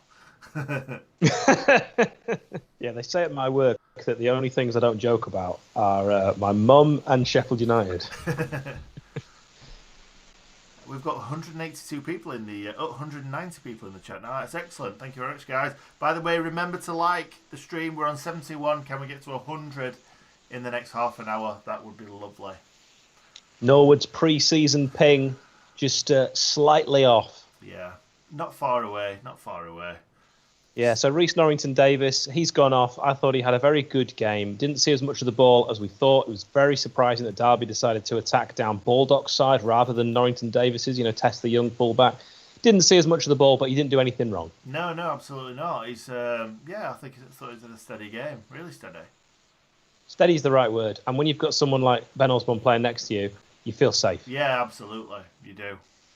You feel safe. I feel like Ben Osborne's the kind of man that, if I was elderly, he could get me out of the bath. That's one of the weirdest things I've ever heard, but I'll go with it. Yeah. Yeah, you'll go with it. Yeah. I thought that. Yeah, it looked like he was just going to put a first-time ball in there, but I don't think anyone was in the box. Well, again, it's an opportunity to cross that the Blades haven't taken, but it was Baldock on the right-hand side, up against his man, decided not to cross, turned back into trouble, wins a free kick, I'm really. not sure what he's got on his arm, by the way, Baldock. A nice little armband. I think it's lovely, but I think it was Dwayne Holmes that fouled him. Norwood's delivery, free header, wide. And wide. Jags, is it? Jagielka, yeah, who who looks like he might have been Yeah, enjoying I was just pre-season. thinking the same then. That's the first time I've seen him from kind of the shoulders down. Sounded a bit weird. That's the biggest. That's the biggest I've ever seen Phil Jagger. He looks a little. I'm not going to say You were going overweight, to say podgy, but weren't you? That's what you were he going to looks say. a little. Podgy. No need for Yeah, that. yeah. See, Maybe it's a bit harsh because he's a. You're giving me grief, and now you're calling Phil Jagielka podgy. I've never given you grief. Oh God. Yeah. So I thought for that little free kick then that Norwood put in, he took it really quickly and caught them a little bit unawares. Maybe that's something that they've been working on because Alan Neil obviously loves a free kick, but maybe it's kind of get the ball down, get a really good ball into a box when the defenders aren't ready. I'd like to see more of our creative free kicks because it seems like under Blackwell we had more than we do at the moment, and that's a damning indictment. Yeah, in League One they were great to watch. I think we scored from 2 or 3. And the Championship, I seem to remember, James Beattie free kicks and James Beattie stepping over a free kick one time and like the miss-hit free kick we had occasionally. We just don't seem to do those anymore. You're trying to say even before the Alan Nil times? Yeah. We took creative free kicks, and actually we don't seem to do as many creative, different free kicks. Free kicks where... Do you remember the one where we deliberately messed up? Yeah, and then Beattie swiveled on everyone it. Went, had a shot. Yeah. Yeah. Yeah. That, I want to... We could do that again now. It's been 7 years. No one's going to remember. I think... do you remember the one at Scunthorpe away where I think we've used it 2 or 3 times, and I think that's the only time it worked when Basham scored. The kind of... Yeah, and I absolutely love that. Yeah, I think we have tried it a few times. We've tried a few different things as well. I remember the Charlton away one where Duffy, I think he just completely mishit it, and the keeper kind of dived to one side and he put it in the back of the net. But yeah, we've I think it's kind of Alan Nill's sort of. It's what he does, Alan Nill. But yeah, obviously recently, but it's. Well, do more of it, Alan. Even when Billy Sharp scored against Bournemouth first game of the season, Baldock went down the right and he had nobody on him. So obviously, teams just don't seem to do it in the Premier League. Ben Osborne there making a great pass. Billy Sharp didn't read it, and it's straight to Roos, the keeper. Interesting to see Keane Bryan, who is a centre back who can play left back, now playing left wing back. I don't think I've ever seen him play there for the Blades. I don't think I've seen him play, if I'm being completely honest. I think he's only had a couple of games, hasn't he, in cup matches. So, but yeah, I've seen those cup games. Left centre back. Yeah, you see more of him on social media. Yeah, pretty much. Actually, Roos has gone off, hasn't he? I should say the goalkeeper for Derby has left the building. They have a new keeper on. And he's got no left foot whatsoever because it looked like my nephew kicking the ball with his wrong foot then for a second. My nephew. Did you see who this keeper is? No, I didn't know. I don't know who he is, if I'm being completely honest. I'm actually surprised that I thought it might give Verrips kind of a few minutes, but we've got 23 minutes to go and no sign of that happening. Yeah, it's a shame. I'd like to see Verrips and his fingers. They might. It might be like an apocalypse. Like just to completely cover the screen. His fingers are the largest goalkeeping fingers I've ever seen. He's a big guy. I think he's 6'5". I think he's the same as Sander Berger. Big guy. Yeah, and he's got salad fingers. Salad fingers. Oh dear. I don't think anyone will remember salad fingers in the chat. There's bound to be people that are as old as me that remember salad fingers. But I think that's a sign of the game that we're talking about early noughties adult cartoons. Creepy cartoons. Derby, yeah, creepy. Yeah, I'm going to say adult. I don't want you to think it's anything untoward. This is funny. You add the word adult to anything and it sounds filthy. That looked like a back pass. Oh, he's giving it. What's going on there? So I think ref's giving it. You never see a back pass. Derby got themselves in 6s and 7s. The defender from outside his own area, he looks at his options, and then clearly, when you see the replay, it could have been McBurney who got a toe on it. I think that's what the keeper's saying. Yeah. But the ref's given it. It's a friendly. There's thank God no VAR. Yeah. So it is a free kick to Sheffield United, the same distance that Ben Osborne scored at the other end. I get really excited about these. I always remember Alan Shearing, I think it was either a friendly for England or something, where he just smashes it into the roof of the net. Against Georgia, Sheringham just back heel, step over, Shearer rifle in the roof of the net. Exactly, that's it. Yeah. You get me on football from pre-2003, I remember it all. It's just the recent stuff I'm terrible at. We've got a lot of interest over this. Yeah. Ollie McBurney and Norwood, and it is Norwood saved. It's going to fall to Keane Bryan. Takes a touch, takes a swivel, finds a man on the edge, and blocked well by Derby. That was a missed opportunity. I was really excited for that, and then you shouted that Norwood had hit it, and I'm like, I thought that Ben Osborne was just about to hit that. Yeah. Well, Osborne should have done it. It's a bit like when you've scored 2 goals and you win a penalty. You've got to let that lad take it. Absolutely. Definitely. Derby have a man down. I think it's the same guy who did the back pass. I think he took it right in the plums. Yeah, I mean, he's grabbing his groinal region. Or his stomach. And, something like that. Or his stomach, yeah. Either way, he's not a happy boy. No. There's nothing worse than getting it in the groinal region, is there? Yeah, I don't know why I said it like that. It was a bit too medical. It's almost too clinical, and then it sounds worse. I feel like you were hoping you were trying to keep me from getting demonetized there, weren't you? That's what it was. I am. I'm trying to keep it clean. We've got a few players warming up now. In fact, we're making a change. Buildup has gone off, and for the life of me, I haven't seen who's come on. Have you seen? It's Zach Brunt who's come on. I was just looking because someone put, haha, salad fingers was the shit, lol. So. Okay, I mean, I'm trying not to swear. I do my best in this corner of the stream. That's all I can do. I think that's fine. As long as the F word's not used or anything worse than that, then I'm happy.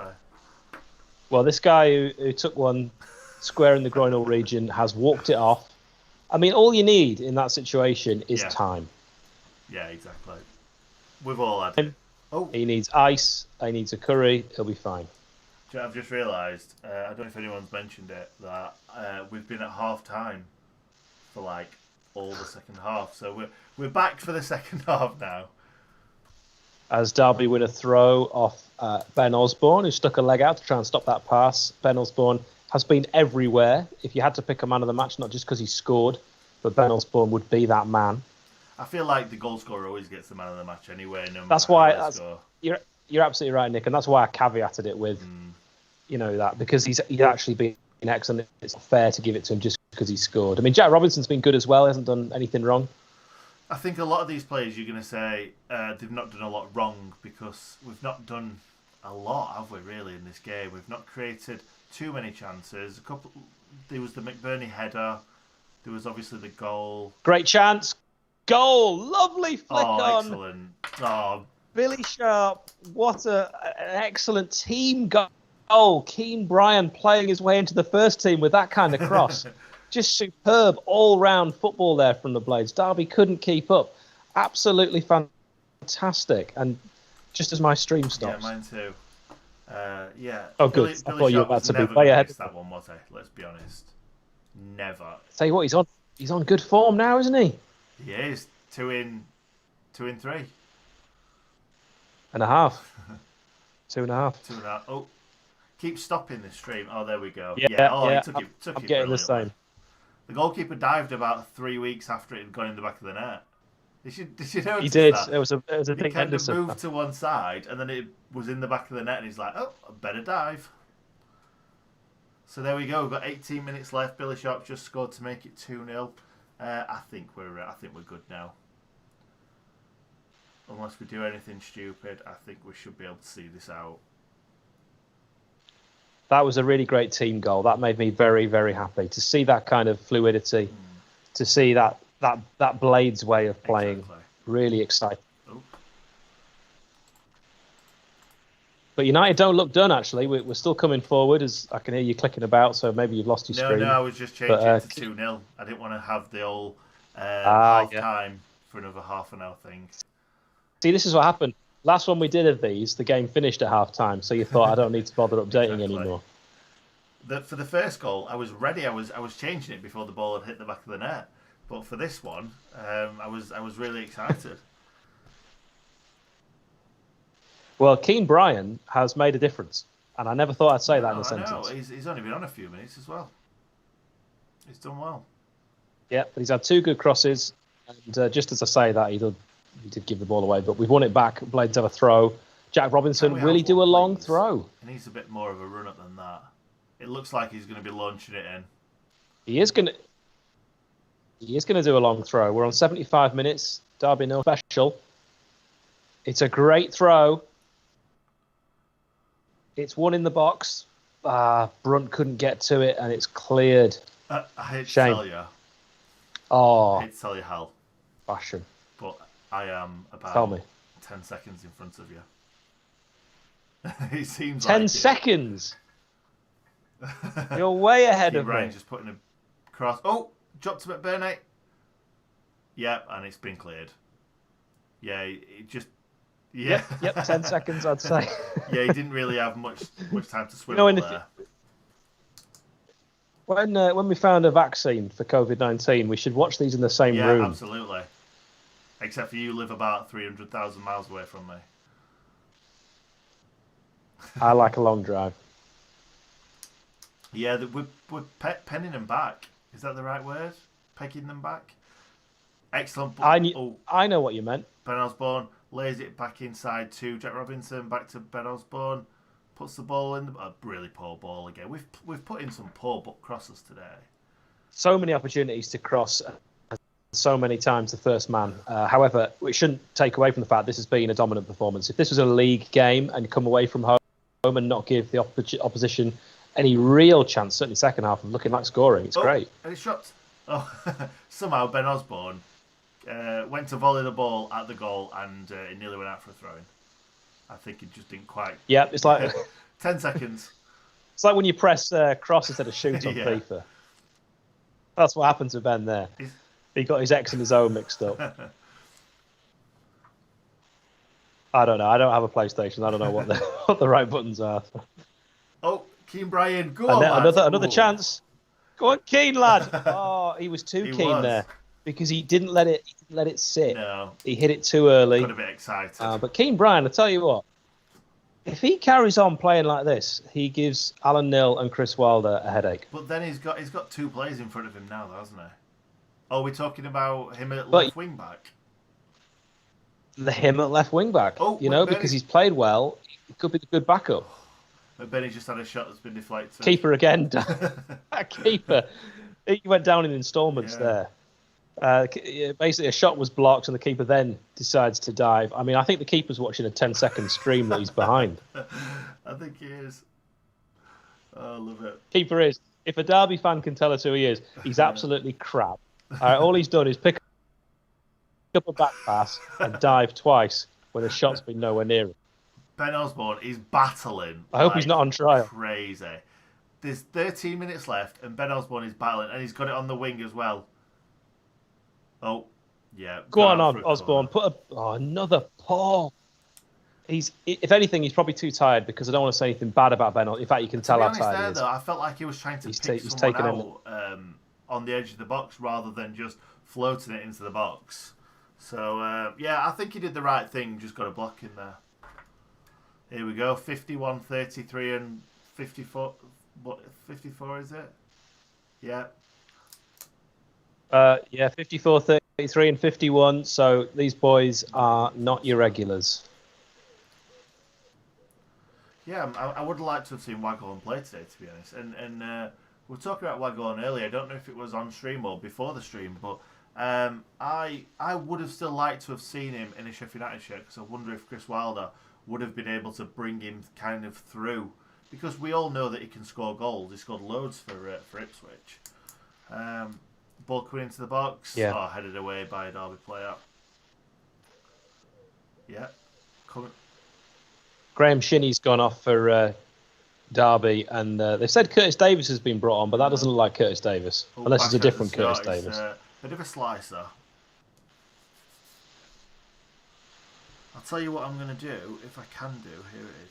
Right, I'm going to give Simply Owen moderator status because all he's done in the second half is ask people to sub and like to me. So simply, Owen, you are a moderator, mate. Use it wisely. Yeah, good name as well. Yes. He's named after Owen Morrison, of course. Yeah, and gets another mention. Michael Owen, yeah.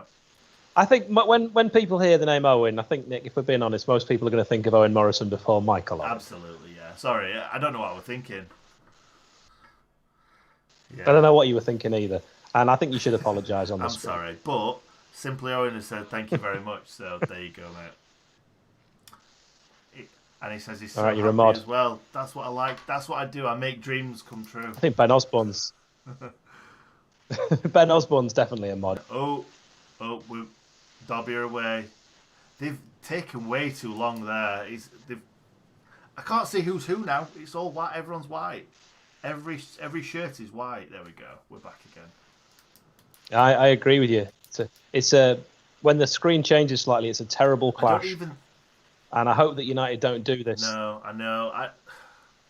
Against Leeds, for example, in the Premier League, I don't want to see us wearing a pink kit. Definitely not. I think Leeds will have to be changed. Oh, what do they normally do when they come to Bramall Lake? No, they wear blue, don't they? More often than not wear their away kit. Yeah, but and when we went to Leeds, with Basham arriving, we wore our away kit. But historically, home shirts for both. Agreed. Keane Bryan with a dreadful touch there. I've been praising him so highly. He somehow managed to win a throw-in, but only because the Derby player couldn't believe he was going to take such a bad first touch. Someone's just put Wagon's too old at 30 years old to be playing Premier League football. I think I was kind of alluding to if he'd have come through with the other lads, because we've got McGoldrick. McGoldrick's what? McGoldrick must be 30, 31, something like that. I think he's possibly older. Do you think he's more Billy Sharp age? Yeah, he's got the look of a 33-year-old. Yes, to be fair. Yeah, maybe, but I'm not good at age. Yeah. Okay, Blades are attacking down the right-hand side. Nick's probably already at full time, but I'm a little behind. And couple of nasty little challenges in there. Don't know who that was there. Well, I'm squeamish, and I've seen these challenges just as you were talking about, so I knew they were coming. But yeah, 2 fiery tackles in quick succession, which you don't normally see in a pre-season friendly, both from United players. Yeah, I don't think Noble was too bad. It was a controlled sort of hard tackle, but I don't know who the other one was, but he kind of flew in, and I'm thinking, there's 8 minutes left. I know this is the Sheffield United way, this is the Chris Wilder way, but 8 minutes to go in a pre-season friendly, Basham's literally just fallen to his feet. Do you need to? That was pretty funny. He's got time. I mean, I often, whenever a Blade makes a crunching challenge, I'm always on the United players' side. I mean, I even still think Patrick Supo was hard done by. And George Santos as well. Santos, nothing wrong with that. Clearly got the ball. The problem was he got the ball and socket joint. Excellent. Who's that that's come on? Is that winning the ball back? That's Brunt. Winning the ball back like a true United player, winning it to McBurney so he can try and set up Ollie Norwood, but it was a poor pass from McBurney, and Norwood's having to slow the play right down. Just Christ turning all over the place. He is. He's done 2 Cruyff turns. That young lad who's been brought on has no idea what's going on. He's twisted his blood. We're still on top. They've just been playing on the break all game. Yeah, we're not letting up. Played on the break. And I thought we might have sat back a little bit. This is what... Because we often, in the United, so often, you get a goal and you sit on that 1-0 lead. We have got 1, then we went looking for 2. We've got 2, and we're going looking for 3. It's brilliant. If we can carry on playing like this next season, this season, in the Premier League, we'll be absolutely fine. Fine anyway, I think. Oh, Jags. What are you doing, Jags? Oh, yeah, Jags with a very heavy touch. Not just his touch that's looking heavy, is it? Oh, here he goes again. We won't be getting Jags on a podcast anytime soon, will we? I've met Jags a few times. I think I've told you before. I've met his family as well. And I think it's just the shirt. You know what? I'm not looking forward, having seen Jags in this shirt, me putting it on. It's not that flattering for the gentleman that isn't an Adonis. Paul Ball and Derby are away. We're all right. Oh, it's a ball away. Very uncharacteristic. I think he's tired. Yeah, I think so. Yeah, he's played 84 minutes, and how many others are still on the pitch? To be honest, there's quite a lot, isn't there? Billy Sharp, all the back three, back four, Yeah, four Basham of the never. back five, four of the back five. Ben Osborne, Ollie Norwood, but the thing is, Ben Osborne has done more running than anyone on the pitch. I feel like. Yeah. Even more than kind of like the wing backs. You would think that the wing backs would do more work than anyone, but I don't feel like we've done a lot of overlapping today. No, it hasn't been like we saw against Dundee United at all. In fact, if you were to watch that game and this game, the first two experiences of watching Sheffield United, you'd think we play in two completely different styles. Yeah, but we've scored 2 goals. We've had a few other chances as well that we possibly should have done better with. So, oh, what a ball from Ollie Norwood. Billy Sharp 1-on-1, and the keeper's made a great save, and Billy Sharp's put it wide in an open net, sort of. What do you think about that, Hal? Billy's got to score there. I mean, this keeper, I don't even know if he's ever played professional football before. But Billy, after the keeper's made a real mess of that, because Billy tries to lob it over the keeper. The keeper's done this sort of flap at it that he's done. I mean, what was that? Billy's then got an open goal. And it's probably because it was on his left, that's probably the only thing that you can say in his defence. You've got to score. He's not caught it very well, has he? That's what it is. He's just trickled wide. Shades of Southampton. A little bit, yeah. But we're 2-0 up, 85th minute. We're going good. I think. Well, what pleases you more, Nick? Is it the goals we've scored in the 3 games or the clean sheets? I don't think we've been tested enough at the back. I think Derby had a very good start, I thought. Stretched us quite a bit. But, yeah, I think, obviously, it's great to keep clean sheets, and that's what we're good at. And we need to keep that going, don't we? That's our bread and butter, really, keeping clean sheets. So I'd like to see more of that next season. So, yeah, keeping clean sheets is probably more important. Probably is. It's, as you say, though, we're already good at that. What we need to do is score goals. We scored a pitifully small amount of goals. You know, teams that only just survived relegation scored more goals than we did in the Premier League. Very much the concern for me is the goals. So I'm really pleased that we've looked not clinical in front of goal, because you just saw there in a Premier League game at Man City away, Billy Sharp gets a chance like that. That'll be the only chance of the game, and you've got to take it. That was a really simple chance. Yeah, I hate to say it, but I don't think Billy's going to get as many chances this season, I don't think. Especially if we bring a striker in. Well, here we are, 3rd game of pre-season. He's started every single one of them. So clearly Wilder is thinking he is going to play. I'm not sure, to be honest. I think that McGoldrick's got to start if McGoldrick's fit. Always. I think Callum Robinson's been given a game or 2. Did he started the second one as well, didn't he? Against Hearts. Yes, I think that McGoldrick, the fact that United fans always want him to start, is just such a sign of the intelligence of the Sheffield United fan. Friends that I've got that support other teams just think, he doesn't score goals. Why would you play him? Because he's so much more than that, and he will score goals. I think Didsey will get 5 or 6. Yeah, and really thinking about it, that's how many we got. Kind of like Fleck and Mousse got, who were the joint top goal scorers. So if I think Lundstrom got 5 as well, didn't he? McBurney and Moose all contributed. But yeah, we need someone. Yeah, I think we need someone to break out and get 10, double 10 figures. Would be excellent. I was just thinking that. I think that's. I think Hull's got 10 or 11 the last time we're in the Premier League, something like that, or at least. Yeah, and Robbie Hulse. You remember Rob Hulse was crucial, and he didn't even play the full season because he got clattered at Chelsea, and that was probably what really in effect relegated absolutely. us. We wouldn't have been relegated if it weren't for that. I think it was kind of like the Ched Evans effect when Ched obviously got sent down.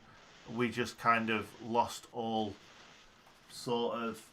We didn't look like scoring any goals, and we didn't. Ched obviously scored a lot of goals, but we also got a lot of goals from different areas. But losing Ched kind of just, I don't know. We just didn't seem like scoring goals after that. It seemed like nobody had thought they could score goals. But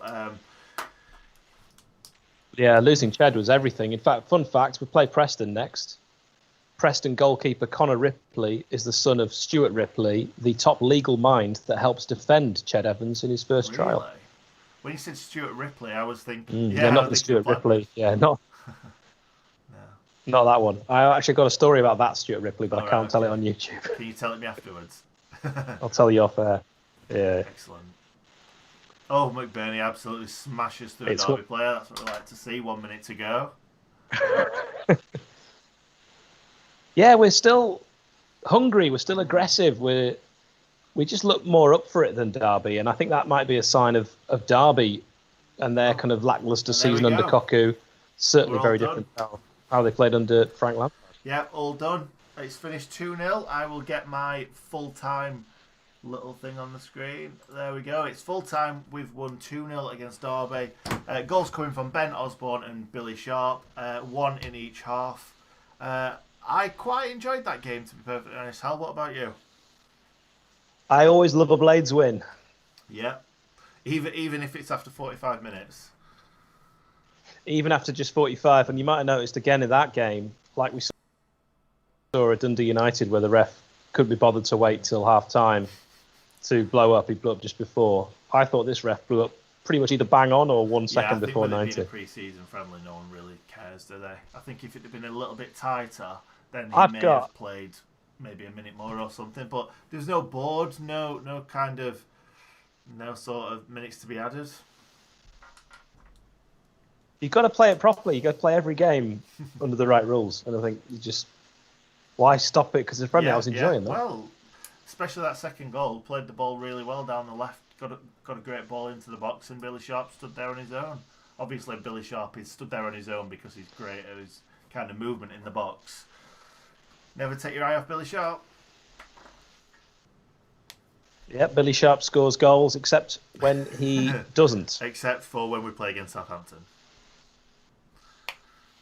So yes. We are on 200 people in the stream. We're still on 84 likes, so if we could get those last 16, that would be amazing. Thank you, everybody, for being here. We're not going just yet. We'll have I do just want to say, Nick, yeah. Just one thing that I've noticed in quite a lot of these and certainly some of your videos, that we get a lot of love from Turkey, and I think it would be only right to say thank you to all the Turkish fans that have adopted Sheffield United into their hearts and have made us their second team and certainly their number one English team. We do appreciate you. Thank you. If anyone wants to let us know in the chat where you're from, if you're from a different country, that would be excellent. I did see somebody earlier say they are English, but they prefer Scotland over England, which really confused me. Yeah. Yeah, I'm Scottish and I prefer England over Scotland. Well, I was born in Dundee, as I think I mentioned in the Dundee United game. Yeah, just let us know. Richmond, Virginia. I'm guessing that's the US of A. Kieran also asking if Wes Foderingham played well. He had one thing to do, and he didn't do it very well. Yeah, he looked a bit shaky coming out for stuff, didn't he? Grabbing balls before they're in the box. Yeah. Sounded a bit weird. Yeah. Oh, Chris Burgess is in Vancouver, Nick, which is, they say, the nicest place to live on Earth. Right. For what reason? It's apparently just a very good way of life, very relaxed, picturesque, good climate, low crime. Oh, very nice. It's in Canada, which is a lovely part of the world. Graz in Austria, or is that? Oh yeah, home of Arnold Schwarzenegger. Is that where he was born? Well, Sturm is the football team there, and the stadium's called the Arnold Schwarzenegger Stadium. So I'm putting two and two together. I might be wrong. We'll go with that, unless LRH Austria wants to tell us otherwise. Russia, Volgograd, if that's how you say it. Sorry if I've butchered that. Somebody's put... I love the way you started like Alan Brazil. Volgar. Someone said Sheffield, England. Fair enough. bit far for my liking, but that's fine. So Arnie is from Graz, and so is Johnny Ertl. Johnny Ertl. Yes. Great Sheffield United legend. North Carolina. Bristol. You know where that is, Nick? It's just above South Carolina. Yes. Eckington. That's very close to me, actually. That. Bristol Blade. Like that. That's. Were you originally from Sheffield, Terence, or have you? How did you become a Blade? Be great to hear. Yeah, it's always good to see fellow Blades that live as far away from Sheffield as me, because I'm broadcasting to you in these salubrious Paul Devlin surroundings from Buckinghamshire. So it's great when there's other people that are far away. It makes me feel less alone. Someone's put Eckington ain't Sheffield.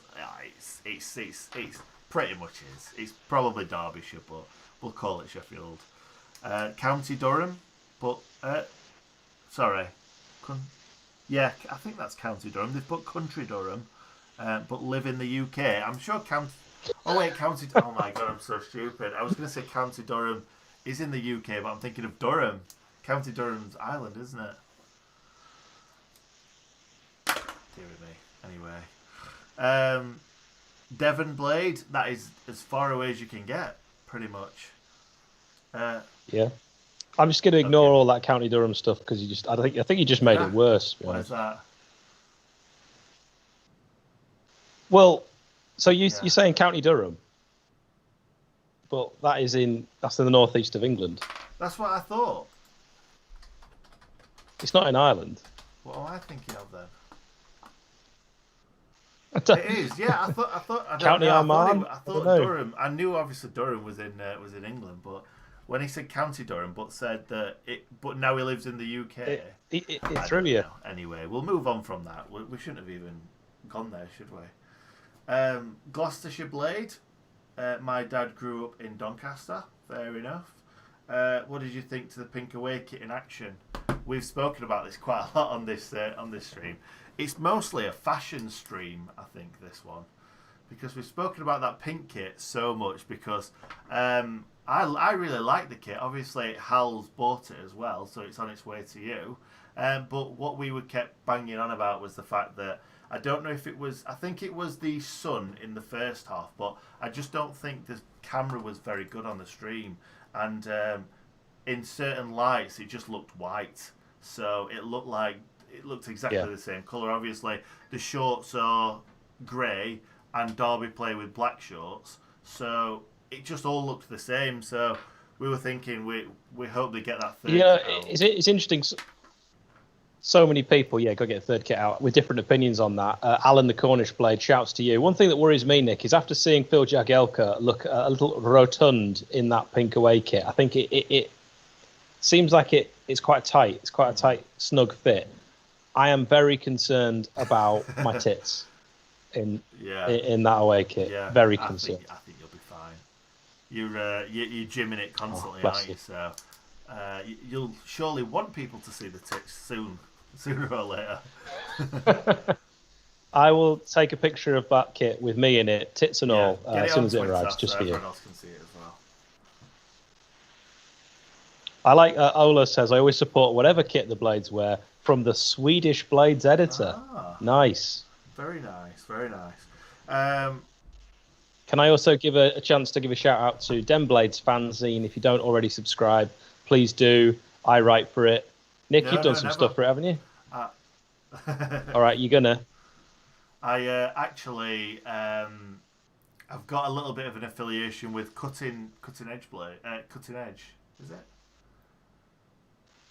Well, the fact that you can't even say it, I think you've got to give up on them because you're not doing a great job. But if you do get it, you can get one of these lovely badges, which I think are pretty cool. Can you see that on the? Just about. I think they've done the rounds on Twitter, haven't they? I think lots and lots and lots of people have bought them. I've not got my hands on one yet, but they're for a great cause, obviously. And we've got 100. Go on, sorry. It says Blades Against Races. I think it was David McGoldrick and Tyrone Mings started the whole kind of minute silence, didn't they? So yeah. Great charity, obviously.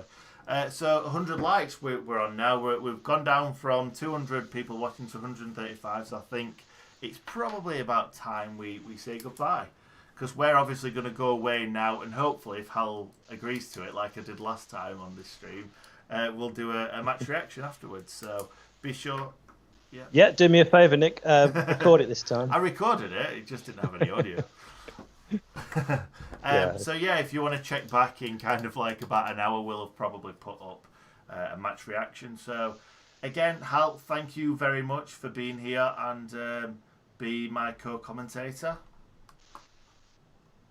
Thank you for having me.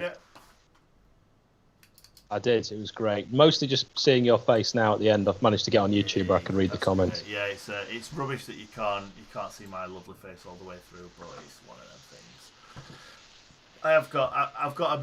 I don't know. I'm gonna say I've got a better face than voice because I've got a terrible voice, but I've also got a terrible face. So we'll just move up. We'll just move on from there.